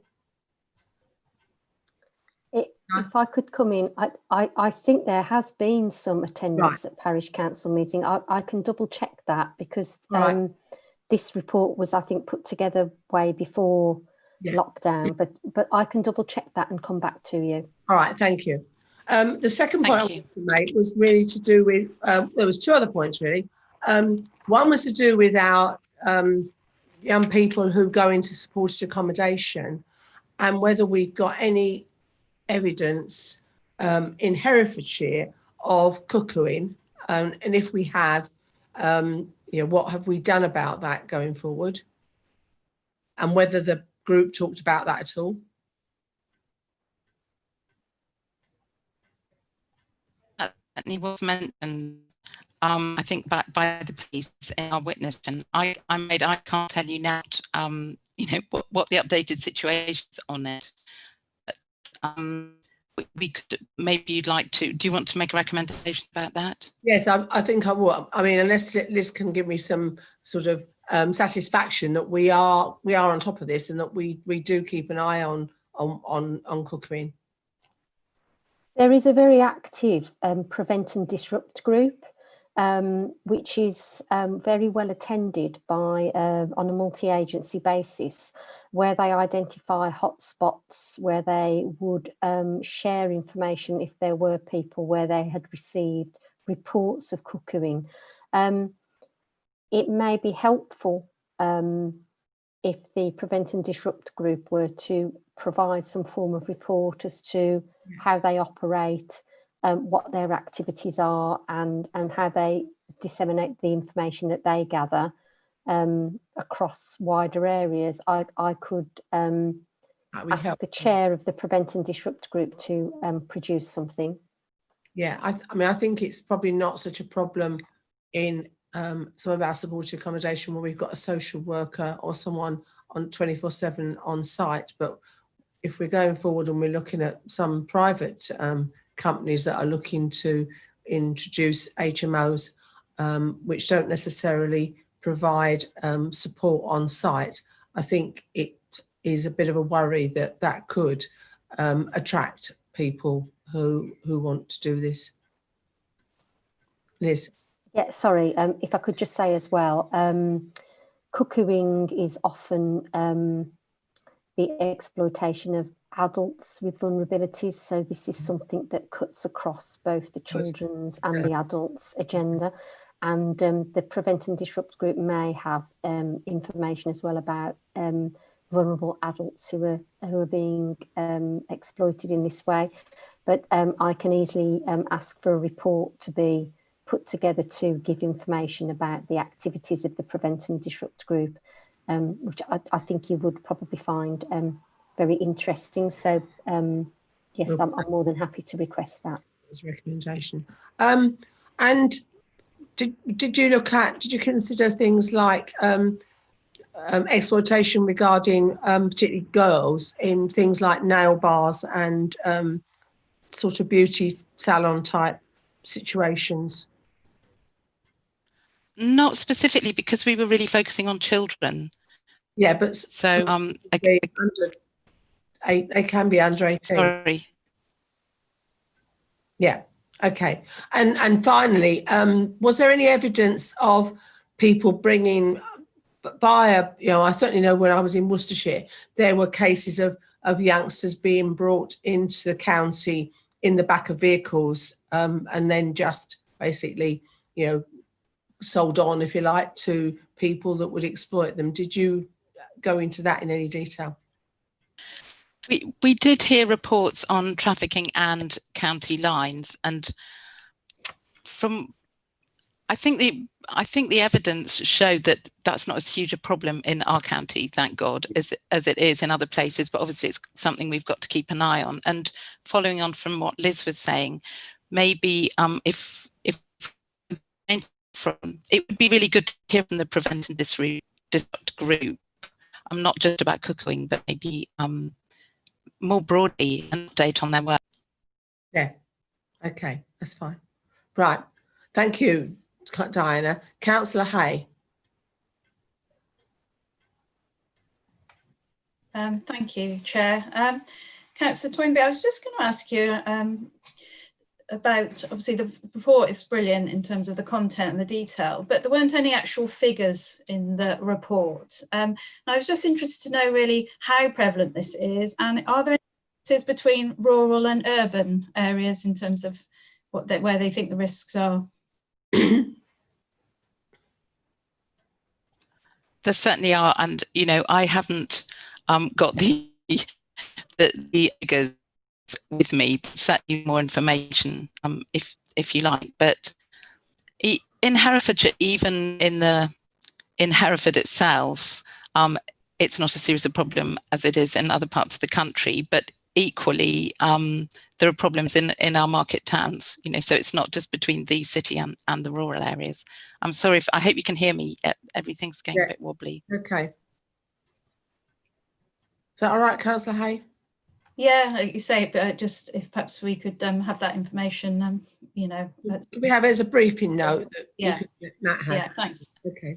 Yeah. Okay. Councillor Howes. Yeah, thank you, Chairman. I agree with the comments made about it being a really good report.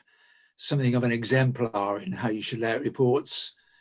Very easy to read, understand and follow through and gather the recommendations. So I'd say well done to Diane and the team. A great report. I picked out three things particularly. She made the point that some of the things are obvious, but like all good reports, it's only obvious when you read it. And so, of course, but it's actually having the knowledge and skill to pick out those things. And there were three things I particularly thought were really good. One was about the parish council involvement, section 4.5, the training and awareness. I think that to disseminate to parish councils, particularly since we're doing more services at parish council level, is important. So I thought that was a really good recommendation. And also the annual parish summit and an actual child exploitation summit. I gathered they're both different. That was one question. Do you see those as two different things? And also on the children not in school and transition, the more you read about vulnerable children, that those are the areas where they drop out and can't be picked up. And I took your point about a risk assessment would be probably a quite good way of identifying who those might be. But do you have any other thoughts on how you identify those people? An immediate thought came to mind, like travellers groups, for example, may well be having vulnerable children which could be susceptible to this sort of exploitation. And by definition, they might be quite hard to find. So those are two questions I'd like to just get some feedback on, please. Yes, thank you. And I'd like to pass it on for the report's clarity to Matt. I'm really sorry. I don't know if could other people hear those questions, because I couldn't hear them very well. I'm really sorry, Councillor Howells. It was going in and out. I don't know if everybody else heard. Can you repeat them, Councillor Howells? Yeah, I can, yes. So I was reading my notes, so maybe not talking straight into the microphone. The one was about summits. You talked about a parish summit and an annual child exploitation summit, and I just wanted to clarify you meant two different ones, I assume, one wider than the other. And the second question was on children in school and transition, about picking those up as being particularly vulnerable. And I said I thought that was particularly important. And I took your point that having a risk assessment was a good way of potentially identifying where they could come from, but more information about how we could actually identify them.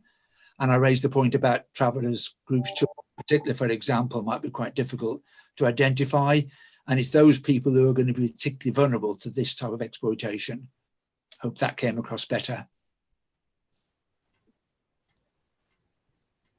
Only a little, but anyway, thank you very much. And I'm right, sorry if my connection isn't very good.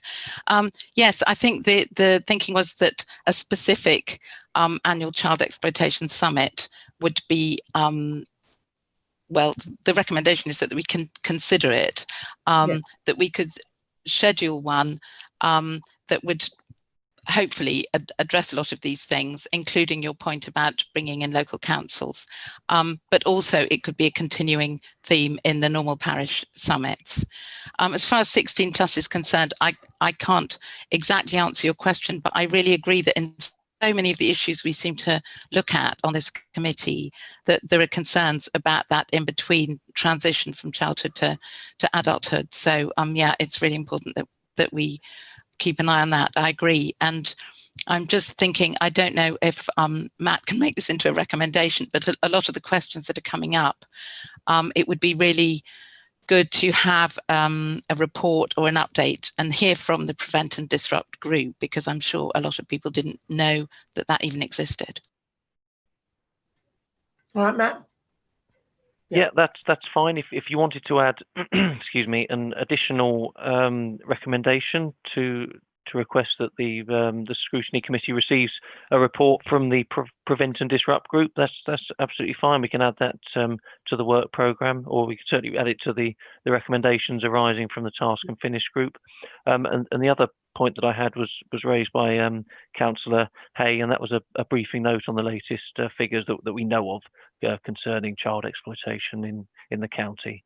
And sorry, just one other thing. I just confirmed that Councillor Graham Andrews has now left the meeting. He needs to get away. Yeah. Councillor Hitchener.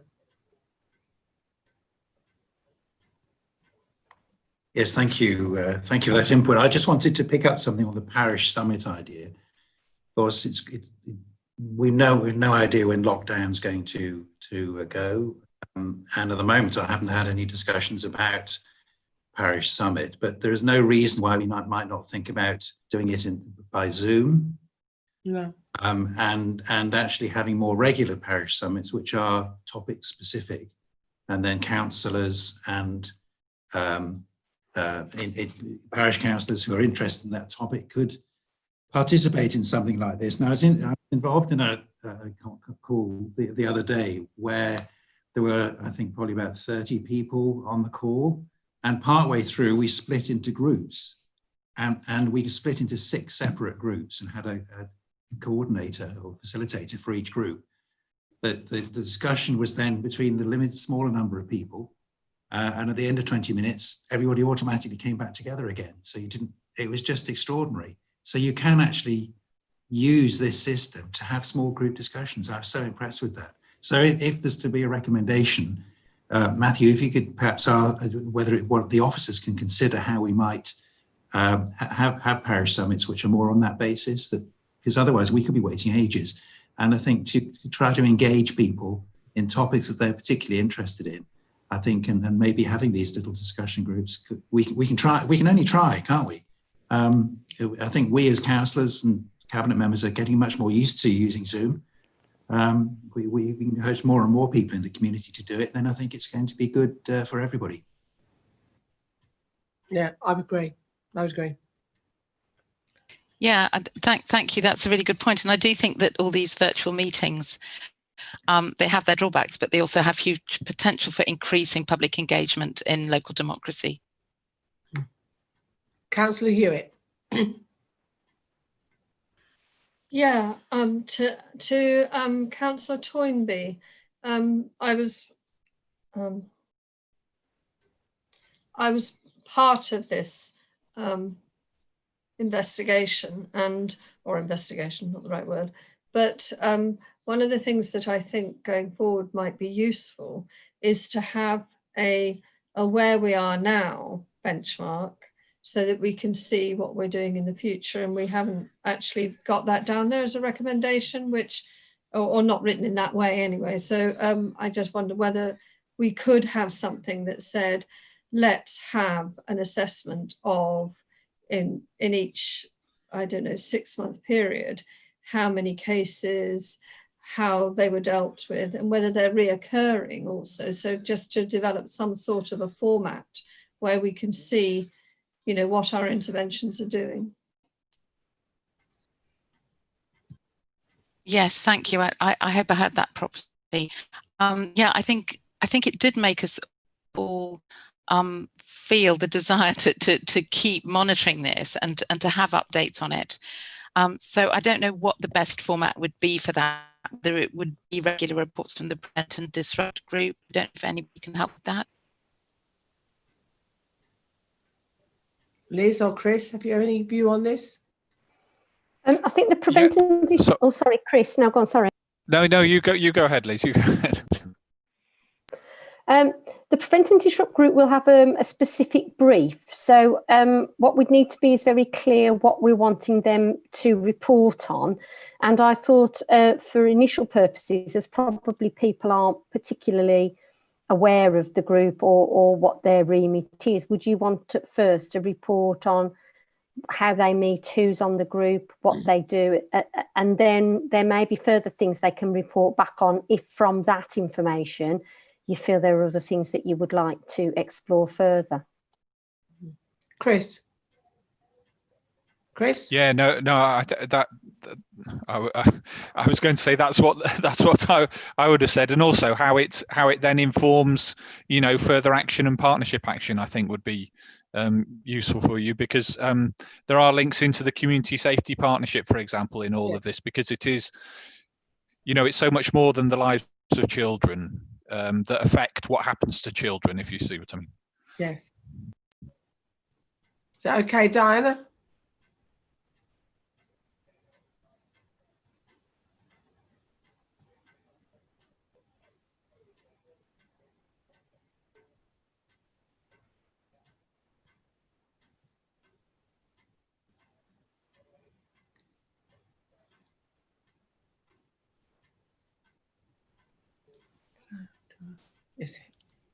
Yes, sorry. It's all right. Yeah. That'd be okay. Okay then. Yeah, thanks. So does anybody else want, any other member of the committee want to say anything? No? Felicity, would you like to comment on the report? Yes, I would. Thank you. I'm apologies for missing the first part of all that. I'm afraid, like others, I'm having connection issues in and out rather, so I had to have another try at coming back in again. So thank you for lots of useful comments, questions and recommendations, which I think will be extremely helpful. A lot of good things in there. I won't comment on all of them, but I am very keen on the idea of involving parish councils, the wider community with them. And if we are focusing specifically on this, I'd like to think that we can encourage all parishes, not just people who are interested, because I think what we found is at some of the parish summits that when we kind of moved away from potholes and those sort of things, there was actually some, you know, dismay almost and uncertainty about whether this is what we should really be talking about, and the idea that they could take a part in, you know, awareness developing as far as social situations were concerned, looking after our children and that kind of thing, was actually quite alarming to some of them, as I remember. But I think as we move on and as it becomes a more familiar way of doing things, that will change, and hopefully within the parishes there will be specifically individuals who perhaps have a particular interest. So I think we've a way to go to sort of build that confidence that this is for them, this is for everybody, but it's really important that we actually do that. So that's a particular thing that I wanted to mention. And the other thing was, once again, the whole business of the transition from children to adults is an issue that we need to be aware of and focus on, and recognise the need to develop our work on that. I think those are the main things. As I say, a lot of very good stuff there. So thank you for the input from everybody. Matt, could you read out what the recommendations are at the moment, please? Well, I think they're the recommendations as stated in the report, and to allocate a report to the committee's work programme on the activities of the Prevent and Disrupt group, and to receive a briefing note on the latest figures that we have of the incidents of child exploitation in the county. Thank you.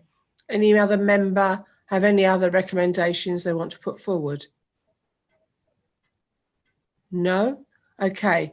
Officers happy with those recommendations? Liz? Yeah, could I just check the report on the number of incidences of child exploitation? Are you wanting there the number of children known to early help and children's social care who are either at risk of or have experienced exploitation? That's what we can give the numbers on. The actual incidents, we wouldn't be able to provide the data on. Yeah, I'll be guided by you, Liz, on that. Obviously, there were no figures whatsoever in the report, and there may be a valid reason for that, so that's fine. As I say, just an indication, I think, of, like you say, prevalence in the county would be quite helpful. That's fine. That'll be no problem at all. Thank you. Okay, so we move then to the vote on the recommendations that are printed in the report, plus the recommendations that Matt has just read out. Once again, because this is not an education issue, Mr. Burbage and Mr. James do not have a vote in this. So I move to, and Councillor Andrews, Graham Andrews, has left the meeting. So I move to Councillor Jenny Hewitt. I just wanted to say on that last point that I think it's really helpful if Liz gives those figures around, children who are in danger of exploitation. But I think we also need figures from the police authority of which children are ending up in the law courts in this situation. So we have a sort of, if you like, a multi-layered approach and get a clear idea of, because then we will see not only, what the eventualities for those children is, but also whether our actions are in the early stages, those children at risk, are making a difference. So we need both figures in order to make a good benchmark from which to assess how to go forward.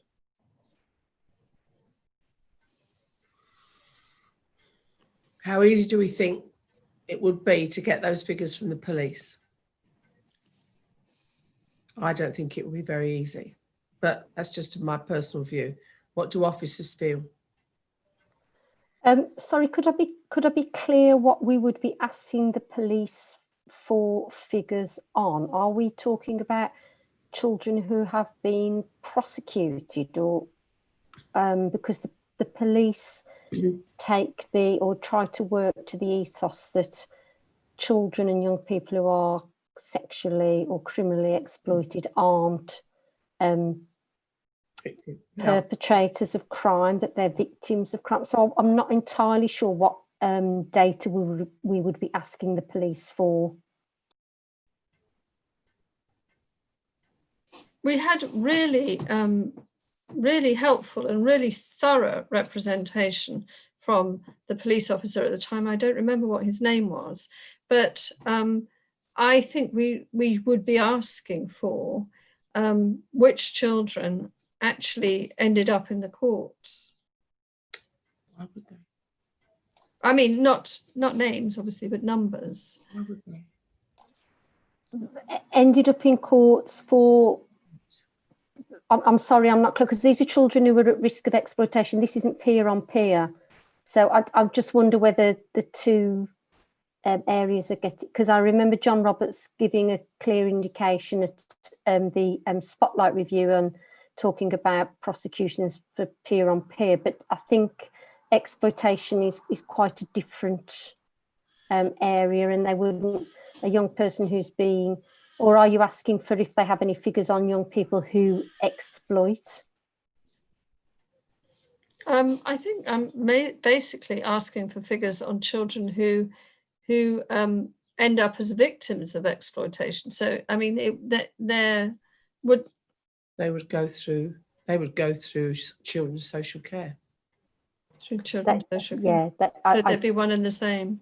The only way that the police would have figures that are different to what we've got are if they found a child or a young person who was actually carrying out the exploitation.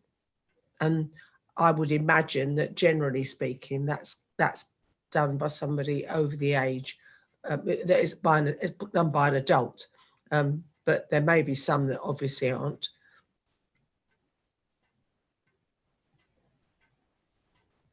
Okay, right. Councillor Jenny Hewitt. We're voting now. That's fine. Thank you. Okay. Recommendations. Councillor Kath Hay. I agree to the recommendations. Councillor Philip Howells. Yes, I agree to the recommendations too. Councillor Mike Jones. Yes, I agree to the recommendations. And Councillor Diane Toynbee. I agree. Thank you. And as chairperson, I agree as well. So that's unanimous. Thank you. We now move on to the work programme. The review of the work programme. You will have seen the work programme, and as a result of today's meeting, we've now got 2 items on there, which is the peer-on-peer abuse review, which will go on to the 25th of July meeting, and the one that we've just talked about, the prevent and disruption, which will go on, we don't know when. I mean, we will have to work out when that goes on. There's, as a result of COVID, there's a couple that I think we should be looking at. I mean, I would have liked today, I realise Kerry's not here, but if the figures are available, I did actually see, I thought I saw something come through as an email of the number of school, Chris. Yeah, sorry, Chair. If you want an update on the position this week, I can give you that. That's what you requested. Yes, Should I do that now? Yes, please. Okay, so as colleagues will know, that we've, like the rest of the country, been preparing for a wider opening of schools and settings, and they have been open through this pandemic to support children of critical workers where they can't remain at home, and also vulnerable children, those with a social worker, and also some who have education, health and care plans where it's deemed more appropriate that they attend a school or setting rather than remain at home. But the government said to plan for a wider opening from this week, from Monday, for early years settings, and then for primary schools where they were catering for year R, that's reception, year 1 and year 6. And also in the notice was that secondary and colleges should prepare for a wider opening for year 10s and year 12s, but that wouldn't commence until from the 15th of June. And there's been a lot of national and local debate about this and about what is safe and the advice and the science. And we've been working with schools over the past month. It's been probably our busiest period from a Children and Families Directorate, particularly on the education side, leading up to this week. It really has been an extraordinary effort, and I want to pay tribute to all the staff in schools and settings who have been planning for this. It is a very anxious time, and a lot of thought and a lot of consideration has gone into it, and nobody takes these decisions lightly, and we've been supporting schools and settings and in trying to inform as much as possible, sharing information from our colleagues in public health. We shared information last week from the Director of Public Health on the current situation regarding to the science. Myself and Councillor Norman sent a joint letter to be used with parents and carers, just making sure that they were aware of the situation and also the lengths that schools were going to consider this.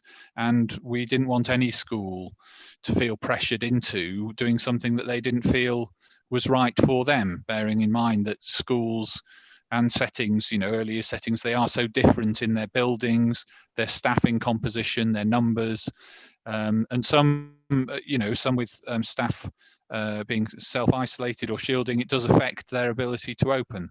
And transport is another consideration as well.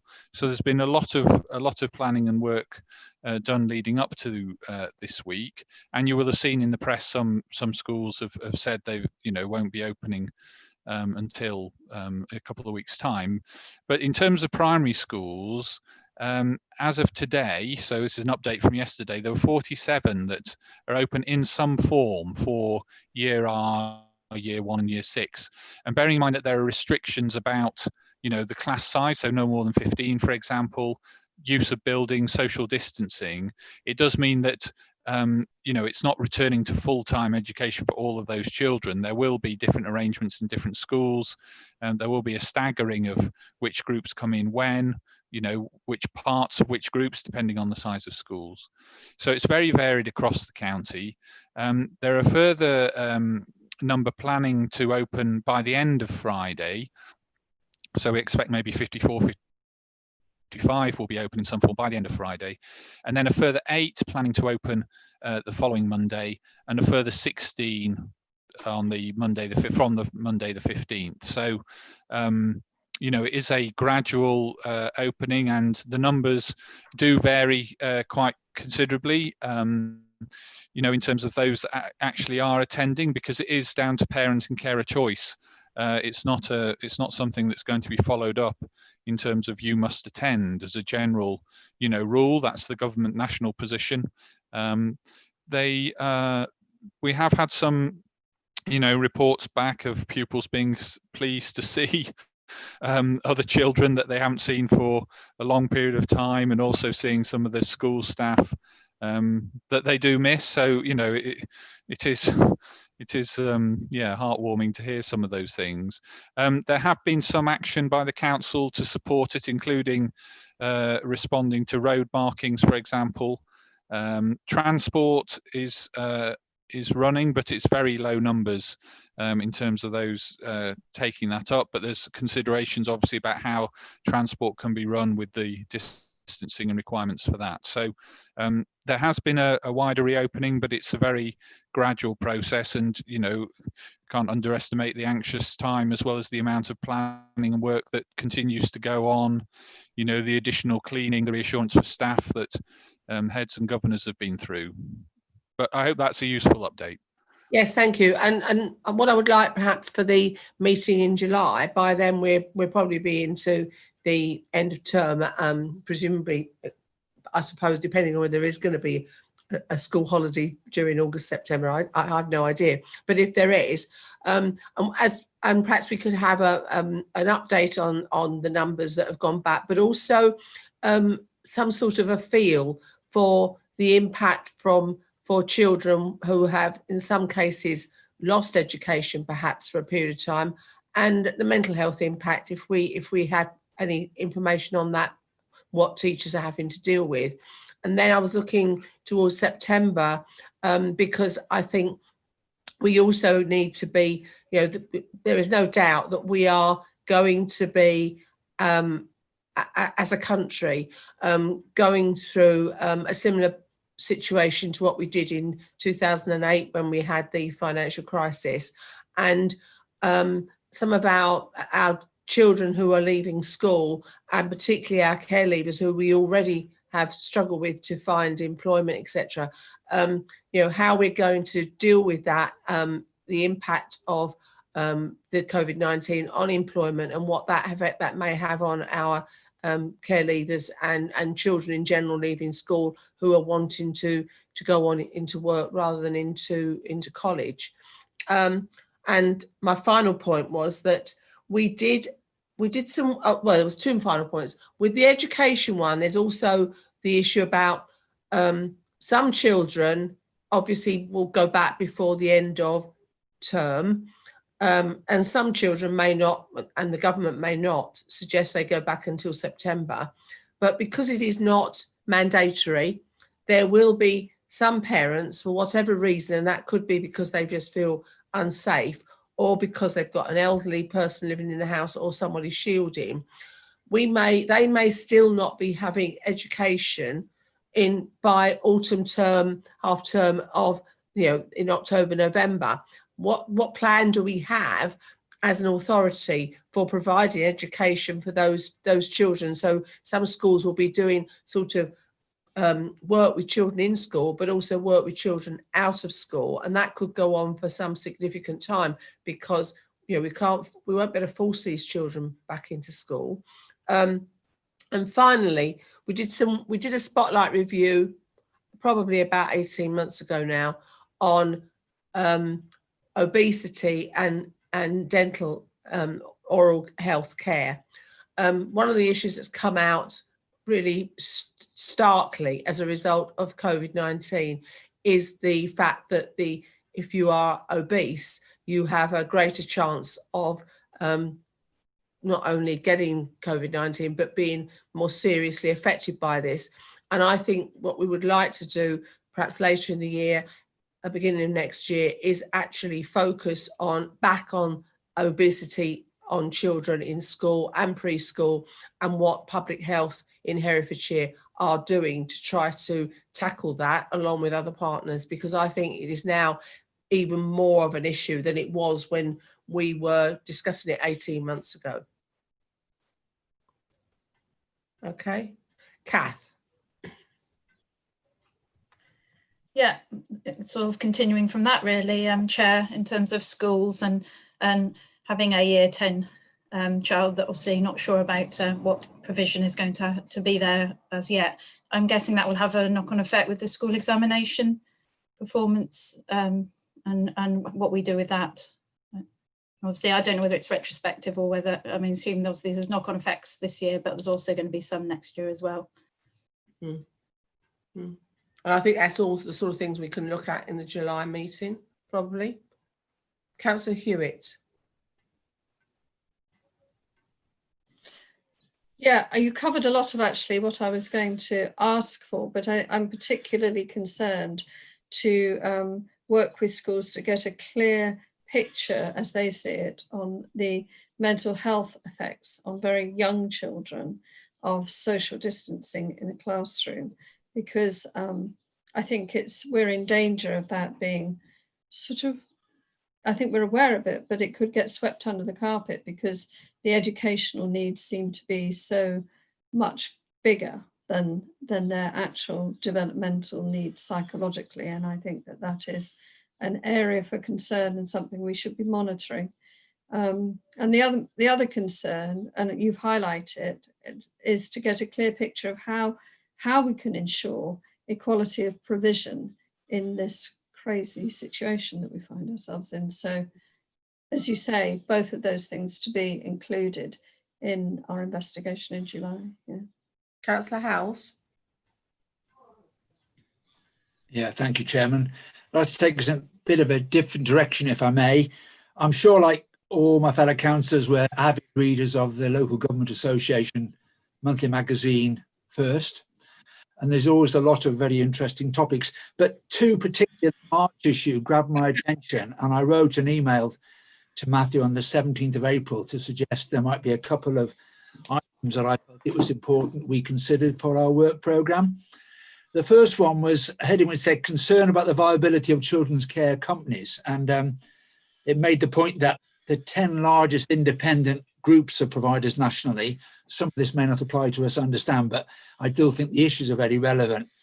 It said that they had more debts and liabilities than tangible assets, so their financial security was in doubt. And they were talking about greater national oversights needed of the companies themselves, and I thought, oh, well, that might apply to us too. And that 3 out of 4 children now and a third of fostering places are provided by private companies. And I thought, oh, I'm not sure what proportion of that applies to us. And they were saying that the growth of these companies is fueled by debts that they've taken on, which means they don't have the assets to cover it. And they were again talking about an oversight scheme needed to catch providers before they fail.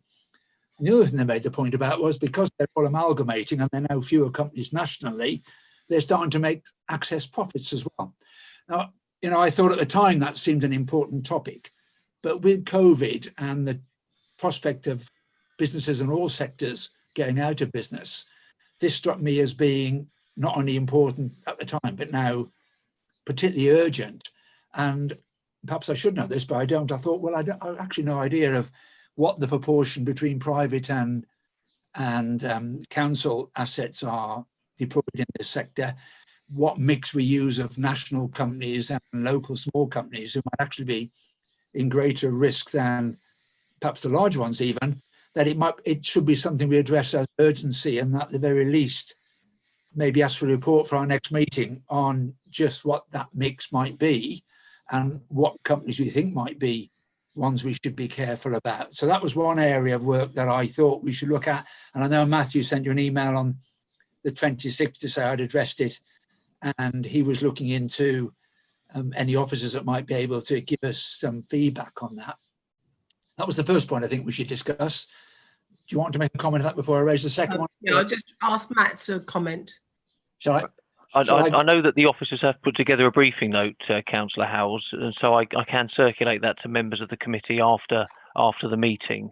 I don't know if Chris would like to comment on it, or just wait for that briefing note to go out, and then we can consider perhaps at the next meeting whether you would want a fuller report on the situation. Yeah, no, I think circulating the report, the briefing note that was done to all councillors would be very useful. Okay. The second point, Councillor Howes? Yeah, the second one was that it was an article by Public Health England about giving children the best start in life, and they're modernising the Healthy Trial Programme to a best start in life, they're calling it, BSIL.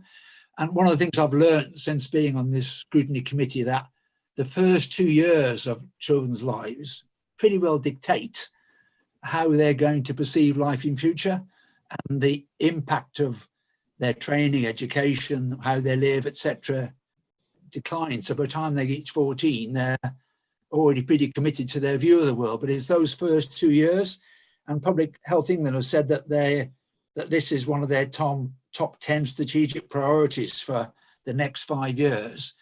And I just wondered if we're engaging with that BSIL program or not yet, what our thoughts about it are, and is that something we should also be asking about as part of this committee's work?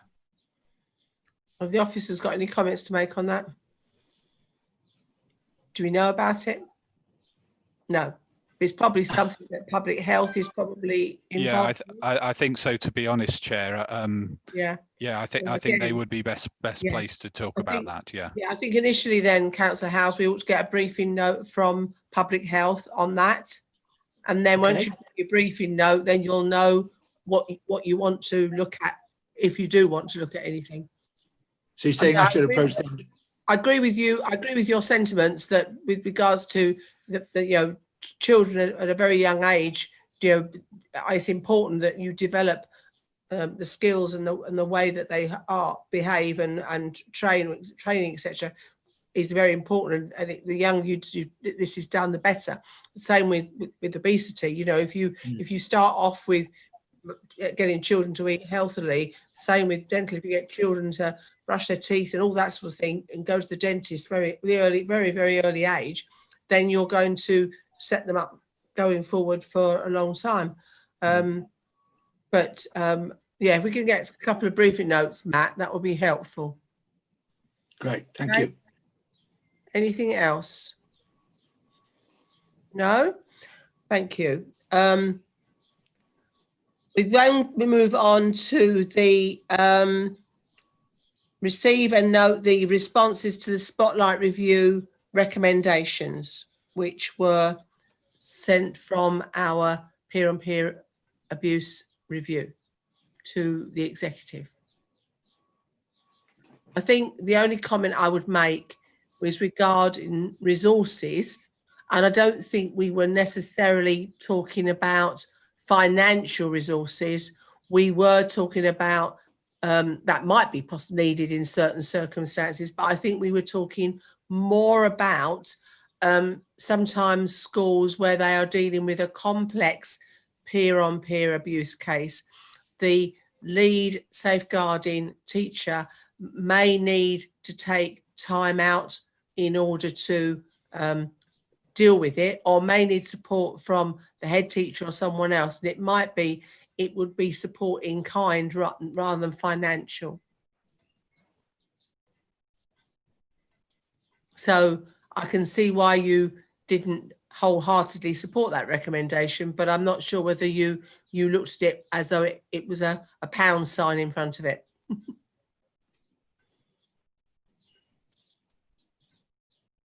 Councillor Hitchener?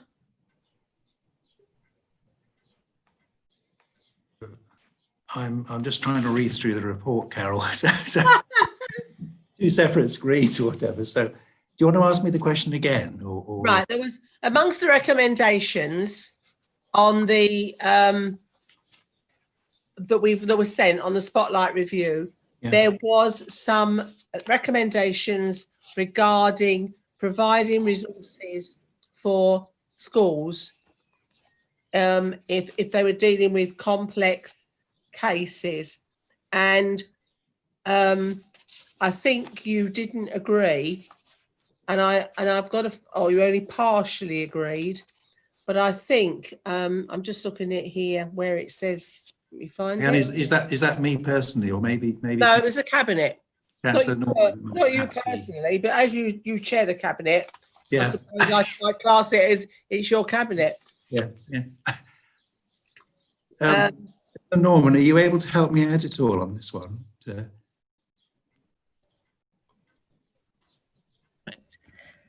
I don't have it in front of me, I'm afraid, so probably on the detail not. I don't know whether Chris could clarify for us what that particular recommendation was. There were a series of very useful recommendations. I think most of them, if not all, were agreed. As far as I remember, possibly one was already in progress, it was already implemented, and I'm afraid I'm not aware or can't recall the particular details of this one. But if it's a matter of clarification of what was asked for, then perhaps we can look at that again. Chris, have you picked up on this particular one?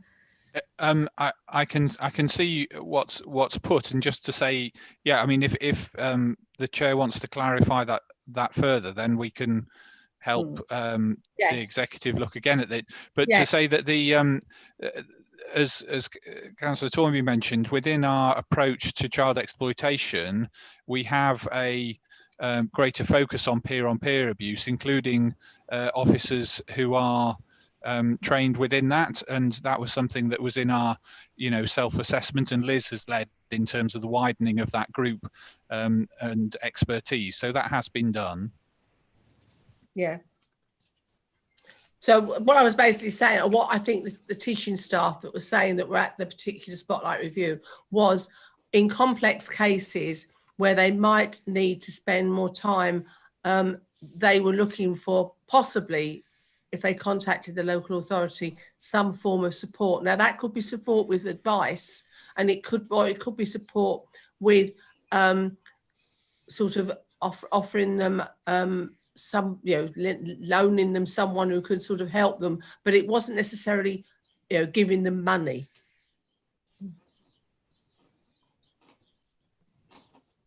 Could I ask that Chris Baird give Councillor Norman an update on that bit of an explanation, and then I guess the report back to the next committee, or do you want something before then? No, I mean, you'll presumably, well, if you can, that would be helpful. Yeah, I'm sure we can do that. It's getting clear what was actually required. Yeah. So is everybody happy with the rest of the recommendations? I think most of which were actually approved. Then we've got the tracker of recommendations is also attached, and we've attached to that letters of response from members of Parliament, or letters we've sent to the DfE and their responses that they have given to us.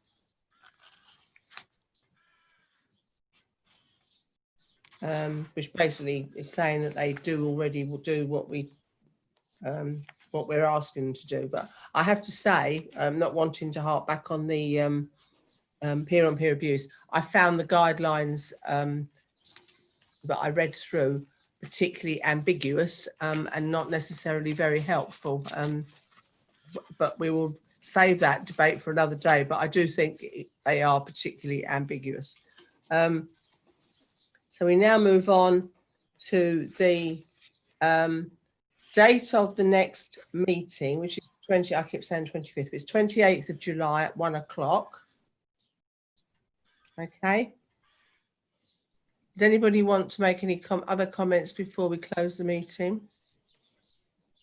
No?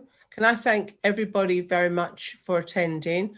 We had some very minor hitches, but we're all still here, which is good. And finally, before I formally close the meeting, can I check with the Democratic Services team that the live stream has been switched off and we are no longer broadcasting live recording?